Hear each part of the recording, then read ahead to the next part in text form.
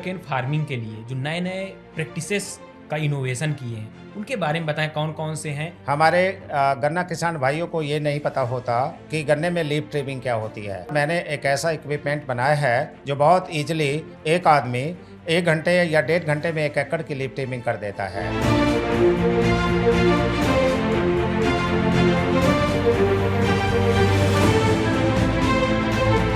गन्ने की खेती में सबसे बड़ी समस्या सर यही होती है कि गन्ने की कटाई के बाद उसकी छिलाई करना। ये तो मैंने भी नहीं सोचा था इसे इनोवेट करने से पहले कि जब गन्ना काटेंगे तो गन्ने के हाथ नहीं लगाना, छूना भी नहीं हाथ से गन्ना। जहां 1.5 करोड़ रुपए की हार्वेस्टर को मेरी 1.5 लाख रुपए की टेक्नोलॉजी ने फेल कर दिया।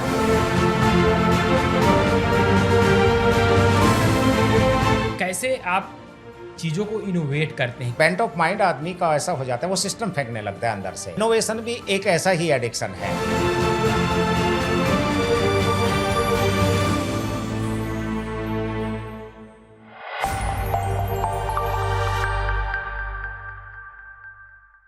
हमारे देश में लगातार किसानों की लैंड होल्डिंग कैपेसिटी कम होती जा रही है, लेकिन कम होती लैंड होल्डिंग कैपेसिटी में किसान किस तरह से नई नई आ रही टेक्नोलॉजी का उपयोग कर सकते हैं, या फिर कहें कि जो छोटे फार्मर हैं, मार्जिनल या स्मॉल फार्मर हैं, वो किस तरह की टेक्नोलॉजी को एडॉप्ट करके अपनी खेती में अच्छा मुनाफा कमा सकते हैं, और वो टेक्नोलॉजी होंगी क्या।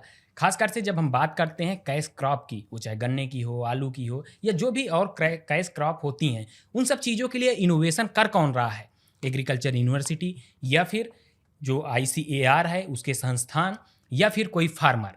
जी हाँ, एक ऐसे फार्मर आज हमारे साथ बातचीत करने के लिए हैं जिन्होंने लगभग 30 से ज़्यादा इनोवेशन किए हैं जो बहुत रीजनेबल प्राइस पे फार्मर्स के लिए उपलब्ध हैं।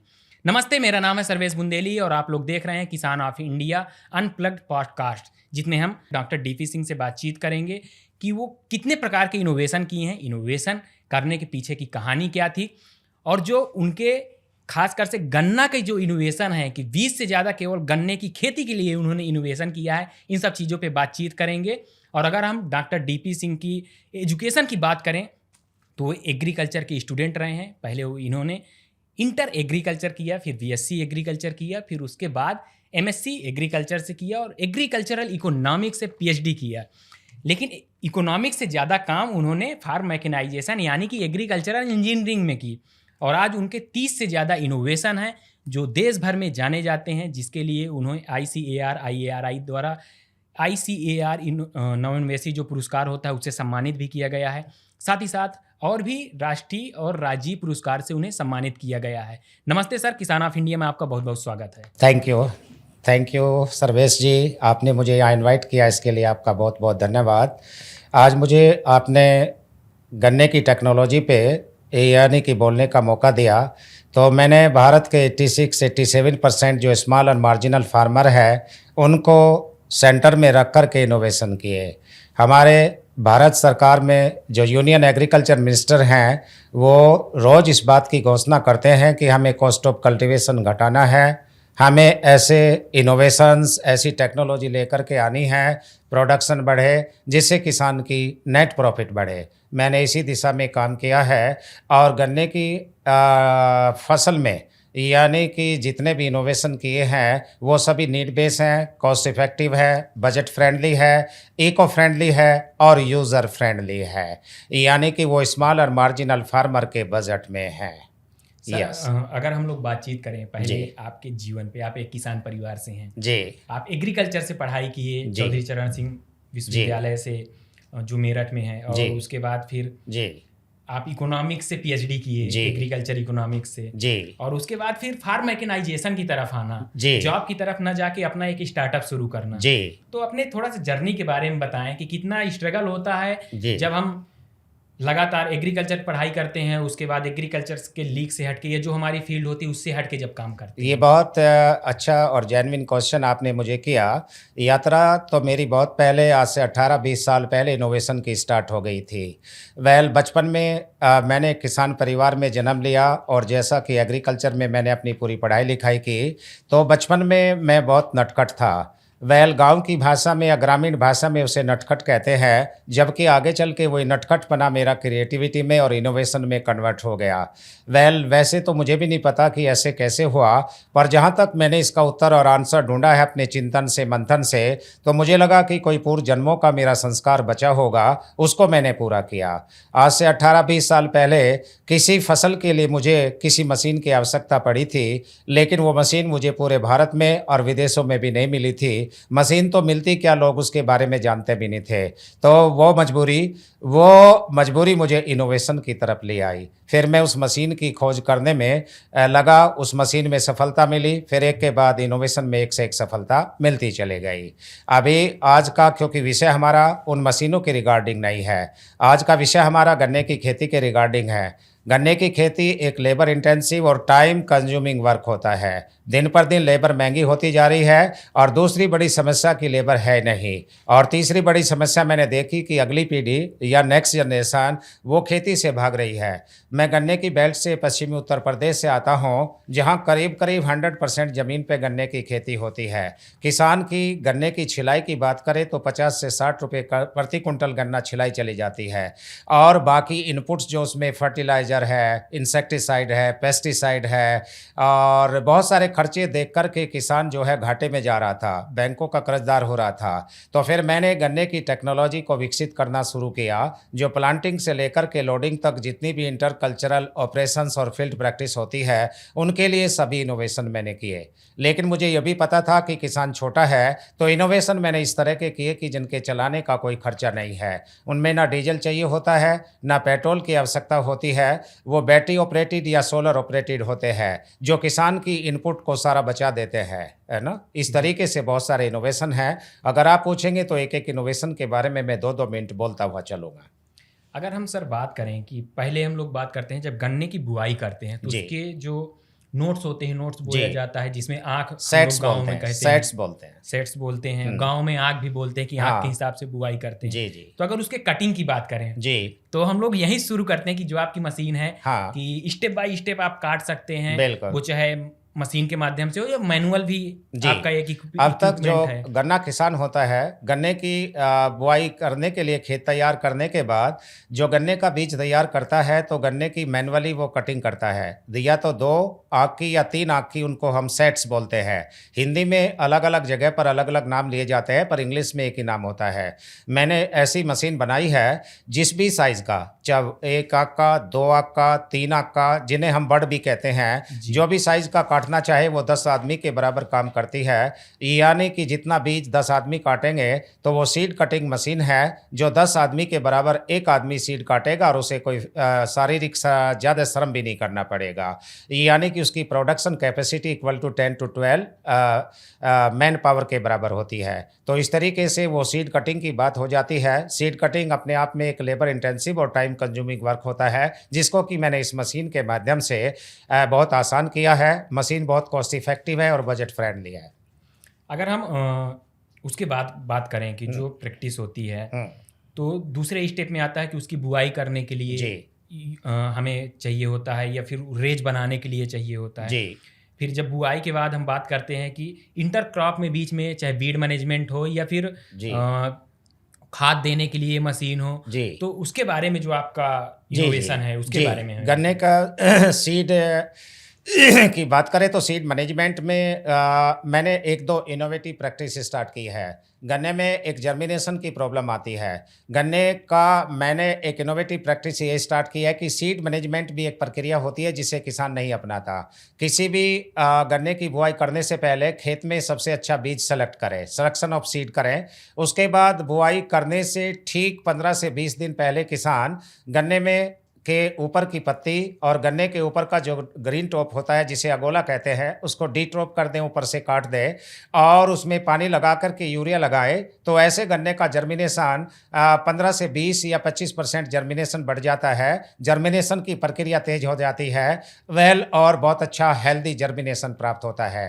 तो ये सीड इस तरीके से मैनेजमेंट करें, उसका ट्रीटमेंट करें, और उसके बाद बुआई के लिए किसान के पास में एक रीजर होता है। रीजर से वो गन्ने की बुआई करने के लिए कूट बनाता है। लेकिन अगर किसान उसी रीजर से कूट बनाते समय वेल कूट बनाते समय गन्ने के सेट्स को एक ट्रे में रख करके उसके पीछे वेल मैंने ऐसा एक इंस्ट्रूमेंट लगाया है कि वही बैठा बैठा बुआई करता चला जाता है, यानी कि एक बार में 2 काम होते चले जाते हैं। बुआई करने के बाद फिर सिलसिला शुरू होता है खरपतवार निवारण का।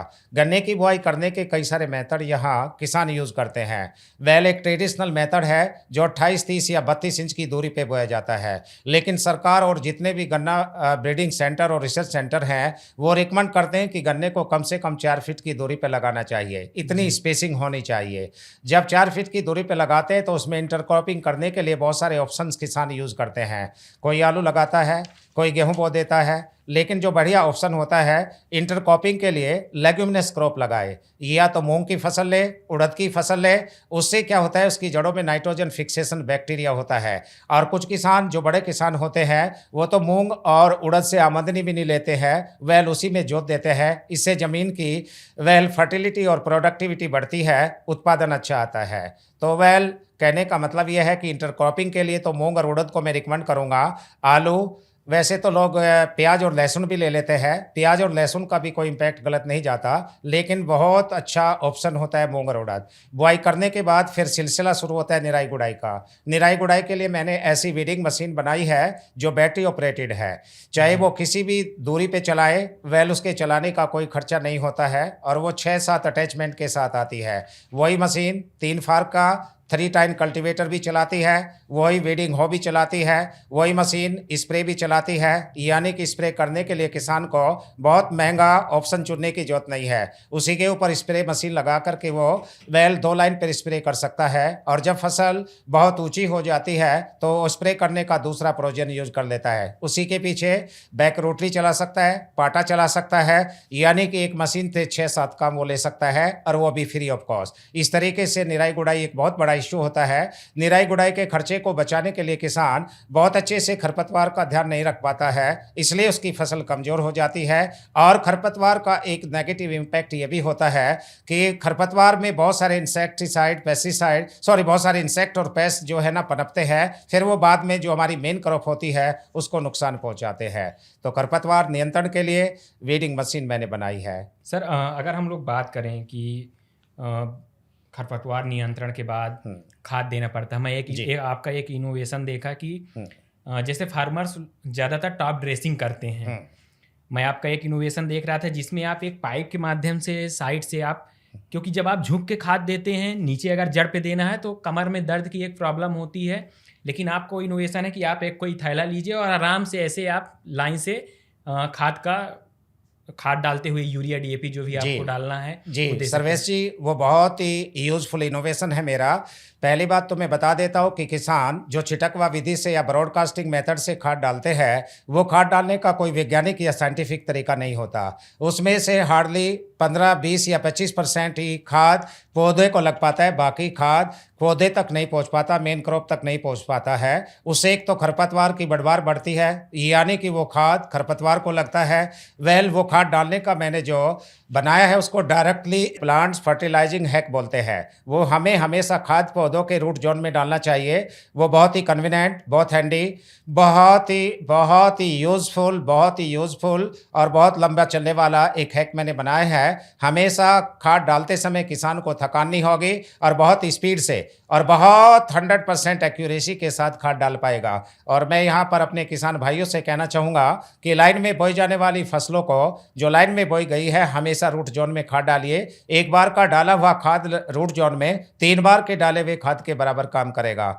और दूसरी बात, खाद डालते समय किसान जब छिटकवा विधि से खाद डालता है, केमिकल फर्टिलाइजर, यूरिया या जो भी डालता है, तो स्किन के आगे ये जो पोरवे होते हैं उंगली के, इनमें हल्के हल्के स्पॉट बन जाते हैं, यानी कि वो रगड़ लगती है तो यहाँ से किसान की स्किन भी खराब हो जाती है। तो इसलिए वो हैक, या यूँ कहिएगा कि डायरेक्टली प्लांट फर्टिलाइजर हैक जो है वो बहुत यूज़फुल है और बहुत साइंटिफिक है। वो लॉन्ग लास्टिंग है। उसका जो लेदर यूज़ किया गया है वो बहुत ही वाटरप्रूफ और डस्ट प्रूफ होता है और बहुत ही लंबे समय तक चलने वाला होता है। वेल किसान हमेशा खाद डालने के लिए डायरेक्टली प्लांट फर्टिलाइजिंग मेथड को यूज़ करें, छिटकवा विधि को है ना करें। ये मेरे किसान भाइयों से सर जैसे आप रूट जोन की बात की है, तो जब हम रूट जोन की बात करते हैं तो बहुत सारे फार्मर्स को उस चीज़ का एक्सपीरियंस नहीं है, ये कहिए कि फिर वो जानकारी नहीं कि रूट जोन में कितना डिस्टेंस रखना चाहिए, जो प्लांट का रूट है उससे कितने डिस्टेंस पे खाद डालना चाहिए। क्योंकि कई बार हम लोग देखे हैं कि खाद अगर रूट जोन पे डालता है तो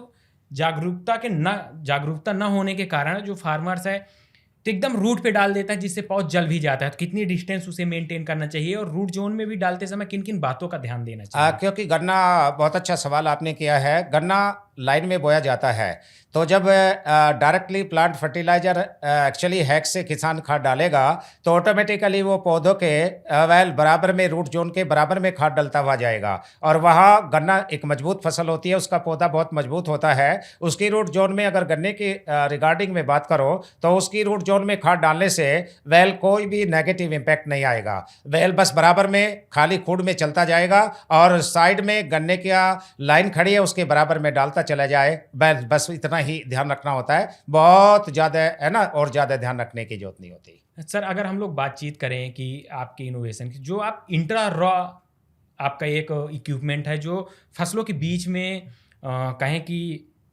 जो बीडिंग प्रोसेस होता है उसको करने के लिए आप डेवलप किए, तो उसका क्या नाम है और वो किस तरह से इफेक्टिव? एक्चुअली हाँ, दो तरह की निराई गुड़ाई होती है लाइन में बोई जाने वाली फसलों की।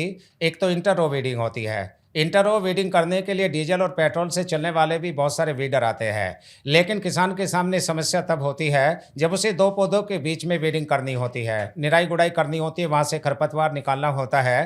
तो इंट्रा रो वीडिंग करने के लिए किसान के पास कोई ऐसा मैकेनिज्म नहीं था।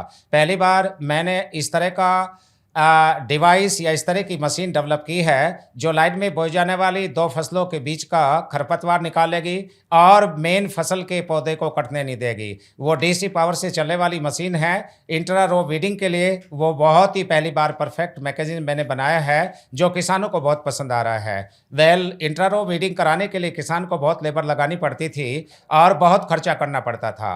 वेल, वो खर्चे से बचेगा, कोई डीजल और पेट्रोल नहीं लगेगा, डीसी पावर से चलती है। वीडिंग के साथ साथ वो हल्की सी गुड़ाई भी करेगा, यानी कि खरपतवार निकालने के साथ साथ गुड़ाई भी करता चलता है। वेल, होता क्या है कि किसान दो लाइन के बीच में निराई गुड़ाई तो कर देता था, लेकिन दो पौधों के बीच में खरपतवार निकालने के लिए लेबर की खर्चा आने की वजह से उसे छोड़ देता था। वेल, इससे फसल कमजोर होती थी। अब इंटर रो वीडिंग और इंट्रा रो वीडिंग दोनों ही वो डीसी पावर से कर सकेगा। छोटे किसानों के लिए हो या बड़ा किसान हो, इंटर रो वीडिंग दोनों के लिए वो परफेक्ट आइटम है। वेल, वो डीसी पावर से चलने वाली डिवाइस 10 वेरी फाइन जो किसानों को बहुत पसंद है और उनके लेबर के खर्चे को बचा रही है। सर, जैसे आप बात किए इंटर क्रॉपिंग की, कि गन्ने के बीच में किसान इंटर क्रॉपिंग भी करते हैं, आप भी एक किसान हैं जी, और लगातार फार्मर्स के फील्ड पे आप जाते रहते हैं। मैं तो ज़्यादातर देखता हूँ तो आप फार्मर के फील्ड पे ही होते हैं जी। वो चाहे अपना जो इनोवेशन है उसको टेस्टिंग के लिए हो या फिर खेती किसानी से संबंधित हो। सर, अगर हम लोग बात करें कि जो शुगर केन में खासकर से इंटर क्रॉपिंग करते हैं तो उसका क्या बेनिफिट है और किस तरह की क्रॉप करना चाहिए? एक्चुअली शुगर केन एक लंबी अवधि की फसल है। किसान को, छोटा किसान है हमारा, तो उसे 8 से 9 या 10 महीने आमदनी के लिए इंतजार करना पड़ता है। तो इंटर क्रॉपिंग अगर किसान ट्रेंच विधि से 3.5, 4 या 4.5 फीट पे गन्ना लगाता है तो बीच की स्पेस में वो इंटर क्रॉपिंग करके 2 से 3 महीने के अंदर एक आमदनी ले लेता है, एक इनकम ले लेता है। या यूँ कहिएगा कि गन्ने की प्लांटिंग में जो खर्चा हुआ है उसका सीड में, फर्टिलाइजर में या फिर सीड ट्रीटमेंट में या खेत की तैयारी करने में खर्चा हुआ है वो तो कवर हो ही जाता है और उसका और भी ऊपर की आमदनी भी हो जाती है। वो अगर अच्छे तरीके से इंटर क्रॉपिंग करता है, उसमें निराई गुड़ाई का ध्यान रखता है। वेल, उसमें ये निराई गुड़ाई के साथ साथ एक एक्स्ट्रा इनकम हो जाने के साथ साथ वेल, अगर वो लेग्यूमिनस क्रॉप मूंग या उड़द जैसी फसल लेता है तो उसके डबल फायदा ये हो जाता है कि फसल से आमदनी लेने के बाद फिर वही फसल को जोत करके मिट्टी में मिलाता है तो उससे मिट्टी की उर्वरा शक्ति या फर्टिलिटी बढ़ जाती है। तो ये इंटर क्रॉपिंग करने का मेन फायदा होता है। मिट्टी है ना कि फर्टिलिटी बढ़ती है और किसान की 2 से 3 महीने में एक एक्स्ट्रा इनकम हो जाती है, यानी कि गन्ने की आमदनी का 12 से 13 महीने इंतजार नहीं करना पड़ता है। तो कौन कौन सी फसल फार्मर्स कर सकते वेल, हैं? फार्मर कर सकते हैं प्याज, मैं बस केवल 4 को ही रिकमेंड करूंगा। सबसे पहले तो मैं रिकमेंड करूंगा लेग्यूमिनस क्रॉप को, दलहनी फसलों को। दलहनी में वो ले सकता है उड़द, मूंग, फिर या फिर 2 फसल इसमें ले सकता है, क्योंकि उनका भी एक अच्छा इम्पैक्ट आता है गन्ने की फसल पे। जैसा मैंने कई किसान भाइयों को देखा है अपने आजू बाजू में, प्याज और लहसुन भी कोई नेगेटिव इम्पैक्ट नहीं डालती है, बल्कि गन्ने की बढ़वार में और गन्ने की ग्रोथ में मैंने इन दोनों फसलों का एक पॉजिटिव, एक बहुत ही सकारात्मक रोल देखा है कि गन्ना और अच्छा पैदा होता है। तो प्याज और लहसुन ले सकता है, या फिर मूंग या उड़द लेग्यूमिनस में ले सकता है। वैसे तो किसान गेहूं और तिलहनी सरसों भी बो देते हैं, पर मैं उनके बहुत फेवर में नहीं हूं। बस इन 4 फसलों के मैं फेवर में हूं। सर कई बार हम लोग देखें कि फार्मर चने की बुआई भी हाँ, करते चना हैं। भी अच्छा होता है, चना भी ले सकता है। वेल, चने की बुआई, चना भी एक लेग्यूमिनस क्रॉप है। उसकी जड़ों में भी नाइट्रोजन फिक्सेशन बैक्टीरिया होता है जो वायुमंडल की नाइट्रोजन को फिक्स करता है, तो वो भी है ना एक बहुत अच्छा ऑप्शन इंटरक्रॉपिंग के लिए है। सर जो आप शुगर केन फार्मिंग के लिए जो नए नए प्रैक्टिसेस का इनोवेशन किए हैं उनके बारे में बताएं, कौन कौन से हैं, नाम सहित बताएं, ताकि हमारे फार्मर्स को समझ में आए कि क्या क्या प्रैक्टिसेस हैं, कि हम अच्छा देखिए फार्मर तो अगर हम बात करें कि जो पश्चिमी पूरा उत्तर प्रदेश है तो यहाँ पे फार्मर्स कर तो रहा है, लेकिन अच्छा उत्पादन लेने के लिए फार्मर्स कौन कौन सी प्रैक्टिस को अपनाए कि उसे गन्ने में भी अच्छा उत्पादन मिले। जी, बहुत अच्छा सवाल है। कुछ इनोवेटिव प्रैक्टिस हमारे गन्ना किसान भाइयों को शुरू करनी चाहिए। जैसे कि मैं कुछ इनोवेटिव प्रैक्टिस की बात करूँगा। हमारे गन्ना किसान भाइयों को ये नहीं पता होता कि गन्ने में लीफ ट्रिमिंग क्या होती है। जी। अगर उसे लीफ ट्रिमिंग का पता चल जाए, फिर अगर पता भी हो तो फिर उसके पास लीफ ट्रिमिंग करने के लिए वेल कोई मशीन या कोई इक्विपमेंट नहीं होता है। पहली बार मैंने एक ऐसा इक्विपमेंट बनाया है जो बहुत ईजिली एक आदमी 1 घंटे या 1.5 घंटे में 1 एकड़ की लीफ ट्रिमिंग कर देता है। अगर किसान गन्ने में लीफ ट्रिमिंग करे, और लीफ ट्रिमिंग करने का वैसे एक स्टेज होती है, एक समय होता है, उसका किसान को पता होना चाहिए। उसके कई सारे बेनिफिट होते हैं। लीफ ट्रिमिंग करने से नीचे से टीलर, जिसे कल्ला कहता है किसान अपनी भाषा में, बहुत तेज़ी के साथ रैपिडली और बहुत हेल्दी करने नीचे आते हैं। बिना लीफ ट्रिमिंग किए में अगर 10 कल्ले हैं तो लीफ ट्रिमिंग करने के बाद जस्ट डबल कल्ले हो जाते हैं और बहुत हेल्दी होते हैं। नंबर 2, लीफ ट्रिमिंग अगर करता है किसान तो टॉप बोरर और पत्तियों पर लगने वाले कुछ फंगल डिजीज होते हैं तो उनसे भी छुटकारा मिल जाता है। और अर्ली टॉप बोरर, जो अर्ली टॉप बोरर होता है, खास तौर से वो उससे छुटकारा, कुछ लोग अर्ली टॉप बोरर का कंट्रोल करने के लिए ऊपर से गोब से 4 या 6 इंच ऊपर से गन्ना काट देते हैं। That is one kind of leaf trimming. लेकिन उनके पास काटने के लिए प्रॉपर चैनल नहीं होता और बहुत साइंटिफिकली वो इस प्रक्रिया को नहीं कर पाते हैं। वेल, किसान इस प्रक्रिया का अपनाए, ये गन्ने की उत्पादन बढ़ाने में और टॉप बोरर और पत्तियों पर कुछ इस तरह के फंगल डिजीज से बचाएगा। इसके तो सर अगर हम बात करें कि इस प्रैक्टिस को कब करना चाहिए, गन्ना कितने स्टेज का हो वेल, जाए, गन्ना कितने दिनों का हो जाए। मोस्ट प्रोबेबली अगर इस स्टेज में अगर गन्ना की प्लांट केन जिसे हम कहते हैं, अगर उसकी हार्वेस्टिंग उसने फरवरी या मार्च में की है, वेल फरवरी मार्च में किए हुए गन्ने की प्लांट केन गन्ने की हार्वेस्टिंग की लीफ ट्रिमिंग अगर हम 15 मई से 30 मई या फिर है ना 15 से 13 मई तक कर सकता है, या फिर जून के फर्स्ट वीक में भी कर सकता है। यानी कि प्लांट केन में जब गन्ना कम से कम मान के चलिएगा 2 से 2.5 फीट का हो जाए, तब ऊपर से वो लीफ ट्रिमिंग कर सकता तो है। किस तरह से करना चाहिए, ऊपर से लीफ काट ट्रिमिंग, देना हाँ, होता लीफ है? ट्रिमिंग एक गोब होती है।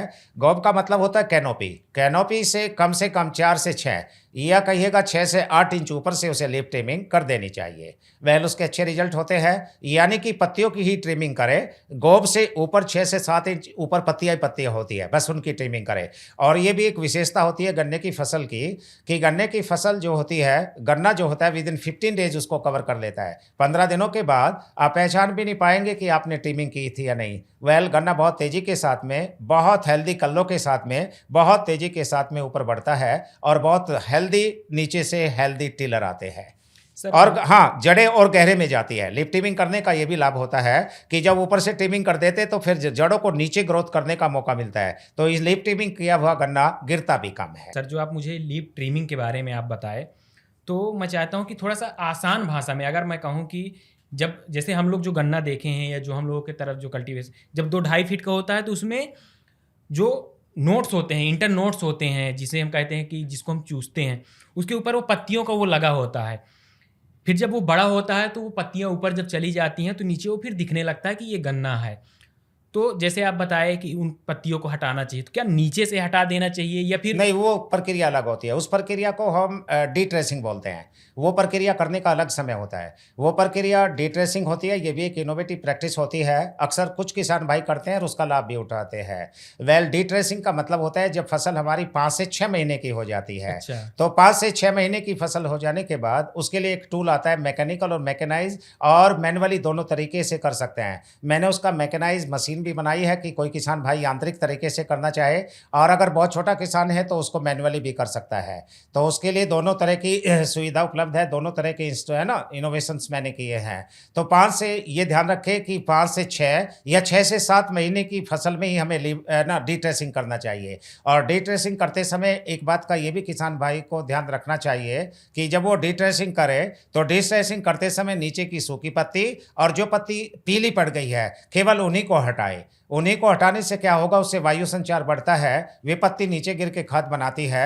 वेल, और वायु संचार बढ़ता है और सूर्य का प्रकाश भी अंदर ज़्यादा जाता है, यानी कि एयर मतलब हम कहेंगे सनलाइट का पेनिट्रेशन और एयर का फ्लो ज़्यादा होने से रोग और कीट भी कम लगते हैं और गन्ने की मोटाई बढ़ती है और गन्ने में सुक्रोज का परसेंटेज भी बढ़ता है। गन्ना हेल्दी होता है, ग्रोथ ज़्यादा करता है, और इस प्रक्रिया को हम डिट्रेसिंग कहते हैं। तो डिट्रेसिंग और लीफ ट्रिमिंग दोनों की करने की स्टेज भी अलग अलग होती है, टाइमिंग अलग होते हैं, और दोनों की प्रक्रिया और टूल भी अलग होते हैं। मतलब डीप ट्रिमिंग, लीफ ट्रिमिंग जो करना है 2 से ढाई महीने में किसान साथी करें। हाँ। और जो डिट्रेसिंग है 5 से 6 महीने पुरानी 5 फसल से 6 महीने की पुरानी फसल जब हो गई, और केवल ध्यान रखें सूखी पत्ती और पीली पत्ती को हटाए, उनका रोल खत्म हो जाता है। हरी पत्ती की वो डिट्रेसिंग ना करे। अच्छा सर, जैसे और उस गन्ने की भी डिट्रेसिंग ना करे वो, जब तक गन्ना जो बीज के लिए रखना है। अच्छा। हाँ, ये भी ध्यान रखें, बीज के गन्ने की डिट्रेसिंग या पत्ती को 15 दिन पहले, बुआई से 15 दिन पहले सीड के जो सीड के लिए रखा है 15 दिन पहले पत्ती साफ करे, उसमें ऊपर का डिट्रॉपिंग करे, अगोला काटे, यूरिया डाले, वो सीड के वो प्रक्रिया उसको तब करनी चाहिए। सर जैसे हम लोग अमूमन खेतों में जब हम लोग छोटे छोटे थे तो ये होता था कि कोई भी फसल है अगर उसकी निराई गुड़ाई करते हैं उसके बाद उसमें अर्थिंग अप करते हैं, ऐसी फसल जिनका बहुत लंबी हाइट जाती है, या फिर खाद देते हैं उसमें। तो इसमें भी है ऐसा कि ये प्रैक्टिसेस करने के बाद उसमें खाद देना चाहिए या कैसे? हाँ, अर्थिंग अप तो एक मैंडेटरी प्रक्रिया होती है गन्ने में। वेल, कुछ प्रदेश ऐसे हैं कि वहाँ की मिट्टी में इतनी पकड़ होती है कि वहाँ गन्ने को अर्थिंग अप की जरूरत नहीं पड़ती, और गन्ने की टाइंग भी वो नहीं करते, जिसे हम क्रॉपिंग भी कहते हैं, बंधाई भी नहीं करते। जैसे महाराष्ट्र वगैरह की ब्लैक सोयल में वेल गन्ना सीधा खड़ा रहता है, ना अर्थिंग अप करते हैं और ना ही वो गन्ने को बांधते हैं। लेकिन अर्थिंग अप खासतौर से उस गन्ने में जो ट्रेंच विधि से बोया गया है उसमें तो मैंडेटरी हो गई है। अर्थिंग अप करने से जो वाटर सोर्स होते हैं, जो वाटर सोर्स वे होते हैं जो अनवांछित कल्ले होते हैं, जो मीलेबल गन्ना होता है हमारा मील में जाने योग, उसको जो है ना उसकी सुक्रोज परसेंटेज घटाते हैं, उसका वजन घटाते हैं, वाइट पे प्रभाव डालते हैं। तो अर्थिंग अप करने से हमारे वाटर सोर्स की रोकथाम हो जाती है, गन्ना गिरने से बच जाता है। तो ये प्रक्रिया खासतौर से ट्रेंच विधि से बोए गए गन्ने में हर किसान भाई को वेल समय रहते हुए करनी चाहिए। ध्यान रहे, जब गन्ना कम से कम 5 फीट का या 4 से 5 फीट का हो जाए, बहुत अर्ली स्टेज में अर्थिंग अप नहीं करनी चाहिए। वेल, कुछ किसान भाई इस गलती को भी कर देते हैं कि गन्ना छोटा होता है और तभी वो अर्थिंग अप कर देते हैं, और वो भी हैवी अर्थिंग अप कर देते हैं। जब गन्ना कम से कम 4 से 5 या 6 फीट का हो जाए तो पहले ही अर्थिंग अप करें, लाइट करें, हल्की करें, और फिर कुछ समय के बाद जब गन्ना और ग्रोथ कर जाए तो फिर थोड़ा नंबर 2 पर वो अर्थिंग अप करके हैवी अर्थिंग अप कर सकते हैं। बस दैट्स इनफ, वो काफ़ी होती है। वेल, उससे गन्ना गिरने से बचेगा। और जो हमारे वाटर सूट्स होते हैं या जिन्हें सूट्स कहते हैं, वेल जो गन्ने के मेन मील में जाने वाले गन्ने की ग्रोथ पे प्रभाव डालते हैं, उनकी रोकथाम में मदद मिलती है। ये 2 बहुत बड़े लाभ अर्थिंग अप के होते हैं। सर जो भी और आपके इनोवेशन उनके बारे में ही हमें बताइए। इनोवेशन, एक इनोवेशन के बारे में मैं कहूँगा। वेल, कुछ किसान भाई क्या करते हैं, वेल कि वो प्लांट केन के बाद एक रटून मैनेजमेंट डिवाइस होती है जिसे वो स्टेबल सेविंग कहते हैं। वेल, मैंने अपने अनुभव से और अपने एक्सपेरिमेंट से और अपने फील्ड एक्सपीरियंस से ये पाया कि रटून मैनेजमेंट डिवाइस, जिसे शॉर्ट में RMD कहते हैं, वेल वो थोड़ा सा मुझे अनसाइंटिफिक लगी। वेल, जब वो रटून मैनेजमेंट डिवाइस से स्टेबल सेविंग करते हैं तो वो गन्ने को ऊपर से फाड़ देती है और नीचे से गन्ने की जड़ों को हिला देती है। उसके लिए मैंने किसान भाइयों को सुझाव भी दिया और मैं खुद भी करता हूं कि किसान भाइयों को स्टेबल सेविंग नहीं, स्टेबल ट्रिमिंग करनी चाहिए। स्टेबल का मतलब होता है जो गन्ना काटने के बाद, हार्वेस्टिंग करने के बाद ऊपर ठुट रह जाते हैं, वे ठुट जो होते हैं उनको साफ करने को हम स्टेबल सेविंग कहते हैं। उसकी जगह स्टेबल ट्रिमिंग करें। जो मैंने शुगर केन हार्वेस्टिंग की मशीन बनाई है वो स्टेबल सेविंग में भी, स्टेबल ट्रिमिंग में भी काम करती है। तो मेरे कहने का मतलब यह है, किसान भाइयों से ये सुझाव है कि स्टेबल सेविंग से कहीं ज़्यादा वैज्ञानिक, कहीं ज़्यादा साइंटिफिक स्टेबल ट्रिमिंग होता है। स्टेबल ट्रिमिंग के लिए जो मशीन है, एक तो उसके चलाने का खर्चा नहीं होगा। 70-80 हज़ार रुपये की हमारी रटून मैनेजमेंट डिवाइस आती है, ट्रैक्टर के पीछे चलानी होती है, डीजल फूकना होता है, उन सब चीज़ों से किसान बचेगा। मेरा कुल मकसद किसान का खर्चा बचाना और कॉस्ट ऑफ कल्टीवेशन बचाना, गन्ने की खेती को आसान करना, लेबर के ऊपर से निर्भरता को ख़त्म करना है। उसी पॉइंट ऑफ व्यू से मैं सारे इनोवेशन करता हूँ। जो बहुत ही ज्वलंत मुद्दा है गन्ने की खेती में, जैसे आपने पूछा कि और इनोवेशन क्या है, जिसको मुझे सबसे शुरू में बता देना चाहिए था, सबसे ज्वलंत बर्निंग इशू गन्ने की खेती में है शुगर केन हार्वेस्टिंग, गन्ने की छिलाई। आप उत्तर प्रदेश हो, भारत का गन्ना उत्पादक कोई भी राज्य हो, बिहार हो, महाराष्ट्र हो, कर्नाटक हो, तमिलनाडु हो, हरियाणा हो या उत्तराखंड हो, या फिर जो भी गन्ना पैदा करता है, इवन आसाम में भी गन्ना होता है। गन्ना जहाँ जहाँ भी पैदा होता है वहाँ लेबर एक बहुत बड़ा इशू है। आजकल लेबर नहीं मिलती, तो मैंने गन्ने की हार्वेस्टिंग में लेबर के ऊपर निर्भरता को ख़त्म कर दिया। DC power multifunctional the complete sugar cane harvesting की टेक्नोलॉजी को मैंने इनोवेट किया, नवाचार किया। वो बैटरी ऑपरेटेड होती है, केवल 2 आदमी 3 घंटे में जिस काम को 60 से 70 कुंटल गन्ना कंप्लीट छील करके तैयार कर देते हैं। वो गन्ना भी काटती है, कटे हुए गन्ने का ऊपर से अगोला भी काटती है, फिर कटे हुए अगोले के ऊपर की पत्ती भी साफ करती है। और हमारे उत्तर प्रदेश में पूली बांधने का एक कल्चर होता है, वो पूली बांधने के लिए भी उसके साथ में 2 टूल आते हैं। बहुत ही पसंद किया गया वो इनोवेशन। बहुत सारी शुगर फैक्ट्री उसे ले रही हैं, बहुत सारे किसान भाई उसे खरीदने के लिए आगे आ रहे हैं। जिन भाइयों का, किसान भाइयों का बजट है वो खरीद रहे हैं, जिनका नहीं है वो बजट की तैयारी कर रहे हैं। वैसे बहुत कॉस्ट इफेक्टिव है, बहुत महंगी भी नहीं है। अब तक ऐसी कोई टेक्नोलॉजी शुगर केन हार्वेस्टिंग के लिए नहीं बनी थी। ये किसान की गन्ने की खेती को बहुत आसान कर देगी। और जैसा कि गन्ने की खेती में लगने वाली लेबर को देख करके किसान गन्ने की खेती से भाग रहा था, वो दोबारा से गन्ने की खेती में लौट आएगा। जब मैं किसान भाइयों से पूछता था कि गन्ने की खेती क्यों कम कर रहे हो, तो कहते थे लेबर तो मिलती नहीं, मिलती है तो बहुत महंगी पड़ती है, बचता कुछ नहीं, नेट प्रॉफिट घट रहा था। तो अब इस तरह की समस्या से ये इनोवेशन निजात दिलाएंगे। और निश्चित रूप से शुगर केन हार्वेस्टिंग की टेक्नोलॉजी से 60 रुपये, 50 रुपये, 75 रुपये मार्च अप्रैल में जाकर के प्रति कुंटल गन्ने की छिलाई हो जाती है। अब वही टेक्नोलॉजी 70-75 रुपये की अगर गवर्नमेंट गन्ने का रेट बढ़ाए तो 20 सालों में भी नहीं बढ़ा पाती। 2 से 3 साल में सरकार हमारा 10 या 15 रुपये बढ़ा पाती है। वो सीधे सीधे 60 रुपये प्रति कुंटल जो गन्ना छिलाई देता है किसान, सारा तो वो बचेगा, लेबर के पीछे पीछे नहीं घूमना पड़ेगा। DC पावर से चलेगी, ना डीजल लगेगा ना पेट्रोल लगेगा, वो लिथियम बैटरी से चलती है, DC मोटर होती है। बहुत मज़ेदार टेक्नोलॉजी है, बहुत ही ना के बराबर, उसमें कोई मेंटेनेंस नहीं होता। कोई महिला चलाए, पुरुष चलाए या 10, 12, 15 साल का कोई बच्चा चलाए, बहुत हैंडी है, लाइट वेट है, लॉन्ग लास्टिंग होती है। बहुत मज़ेदार टेक्नोलॉजी है जो गन्ने की खेती में एक बहुत ही क्रांतिकारी पहल है। गन्ने की खेती में सबसे बड़ी समस्या सर यही होती है कि गन्ने की कटाई के बाद उसकी छिलाई करना, क्योंकि गन्ने में हाथ भी कट जाता है, क्योंकि उसकी जो पत्तियां होती हैं उसकी वजह से काफ़ी सारी समस्याएं आती हैं। और गन्ने की छिलाई के लिए जो मजदूर हैं, या कहें कि जो कृषक मजदूर हैं, वो मिल पाना भी बहुत बड़ा एक चैलेंज है आज के समय में। तो निश्चित रूप से ये जो आपका इनोवेशन है ये फार्मर्स को बहुत उपयोगी होगा और फार्मर्स के लिए ये इफ़ेक्टिव होगा। अगर सर हम इसके कॉस्ट की बात करें, कॉस्ट इसकी बहुत नॉमिनल कॉस्ट है। कंप्लीट टेक्नोलॉजी में पूरी किट में, शुगर केन हार्वेस्टिंग की किट में 2 मशीन होती हैं, 2 बैटरी होती है, 2 चार्जर होते हैं, पूरी किट होती है। 11 सामान इसके साथ में आते हैं। इवन 3-4 तरह के टूल भी इसके साथ में आते हैं। तो पूरी किट, पूरी टेक्नोलॉजी की बहुत नॉमिनल कॉस्ट है। 1,35,000 रुपीज़ इसकी कॉस्ट होती है। 1 से 1.5 करोड़ रुपए का हार्वेस्टर कुछ शुगर फैक्ट्री ने मंगाया, उसको प्रयोग किया, किसानों ने फेल कर दिया। उसकी कुछ लिमिटेशंस थी, चलाने का खर्चा बहुत था, बहुत बड़ा उसे वास्ट एरिया चाहिए, बहुत इकोनॉमिकली नहीं था। लाए चलाया, किसानों ने पसंद नहीं किया। जहां 1.5 करोड़ रुपए के हार्वेस्टर को मेरी 1.5 लाख रुपए की टेक्नोलॉजी ने फेल कर दिया। क्योंकि इसकी ये भी खूबसूरती है, जब ऐसे कि अभी अभी आपने एक बहुत जेन्युइन सवाल उठाया कि गन्ने की जब हार्वेस्टिंग करते हैं तो हाथ खराब हो जाते हैं, कभी कभी दराती लग जाती है, गन्ना काटते समय पैर में बलकटी लग जाती है। ये टेक्नोलॉजी की ये भी खूबसूरती है।